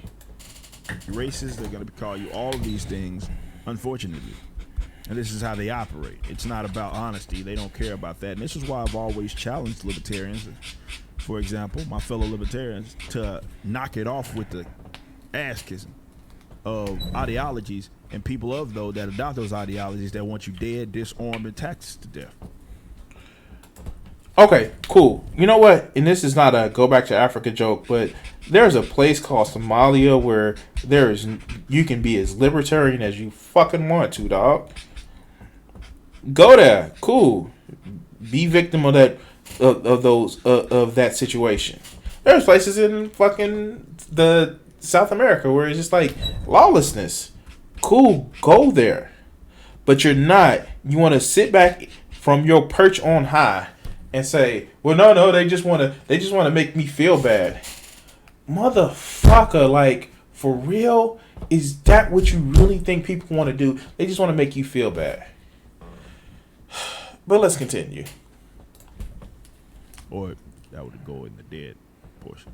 Or ruled over. Let's say taxed to death, disarmed, and ruled over.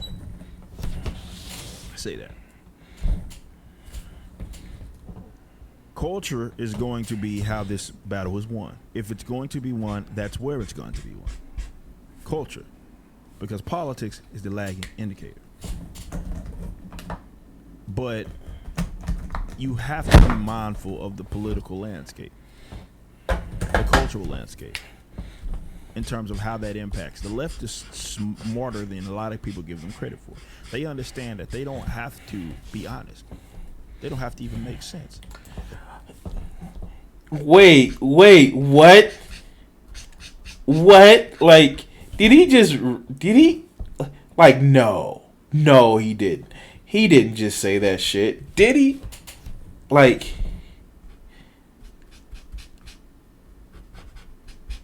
really? Did he just really say that shit?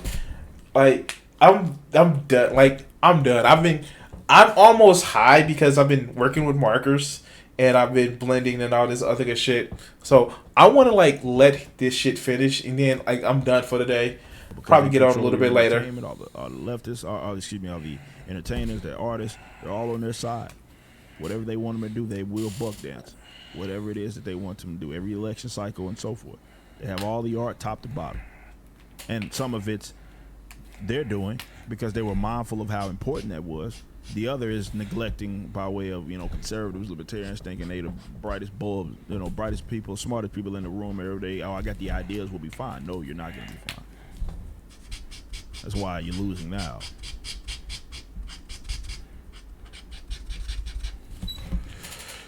But they know that it doesn't have to make sense. They can be It doesn't make sense to you because you don't want it to make sense. dog, you don't want it to make sense. You don't want it to be that people are equal. You don't want it to be that people are represented. You don't want it to be that it's outside of your norm that makes you uncomfortable, that some person may live their life different from you. That's what it doesn't make sense, because for some kind of way, some kind of reason, it doesn't make sense, because, you know, it makes you uncomfortable. Now, somebody living their life how you want to, and it making them uncomfortable. Well, no, that's just the way things are, and you know, you should just deal with it because reasons. But the moment it makes you uncomfortable, it's a fucking issue, because you're the most important fucking thing. And this is the shit that I fucking hate when it comes to these libertarians, because they think they hot shit. They think that, well, no, of course, my way of thinking is fine, and you even come up with something else and compete with what I'm saying, then you're oppressing me. Never realizing the irony of what the fuck they're really saying. But let's continue. As honest as they want to. They can label you as the most worst, repugnant, evil things. It does not have to apply, if that's how they operate. And that's what they're going to deem. Anything that deviates from this nonsense, that's what it's going to be. And it's going to be unfortunate, because I think the art, as it already has, the entertainment is going to lack. The diamonds in the rough are the guys that actually choose to just make something that appeals to the demographics, the core demographics of whatever it is they're doing. That's going to be the best work. It's going to be the best games. It's going to be the best entertainment. It's going to be the best. Like, I don't think he realizes the point where he's making a case for the whole liberal art thing. Like, I don't think he's really understanding that point, because what he's saying is that no, nobody really wants this, and yet he's saying that you should make art for the way that people want. And he's literally missing the whole point that people do want this. People want this whole quote-unquote wokeness that he's advocating for. People are finding an excuse. And yes, are some people doing it because they don't want to seem like they're racist? Of course they are. And I'll be lying to say, no, people truly believe this and because reasons. That's not why everybody is doing this shit, dog. I get it. But there are people that are okay with this shit because they believe in this shit. They understand this shit. And until you fucking recognize that you're still going to be coming up with these issues like, oh no, they're just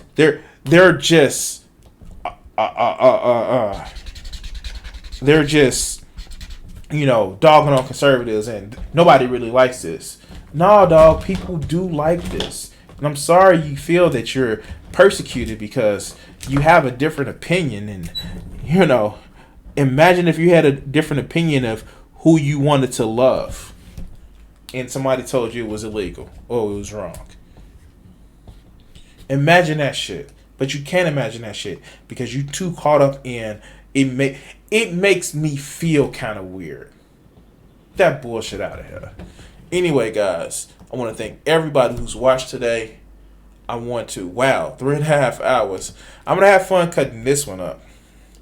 But anyway, guys, you enjoy the rest of your day. And I'm probably going to try to be on later to do some Final Fantasy. Peace.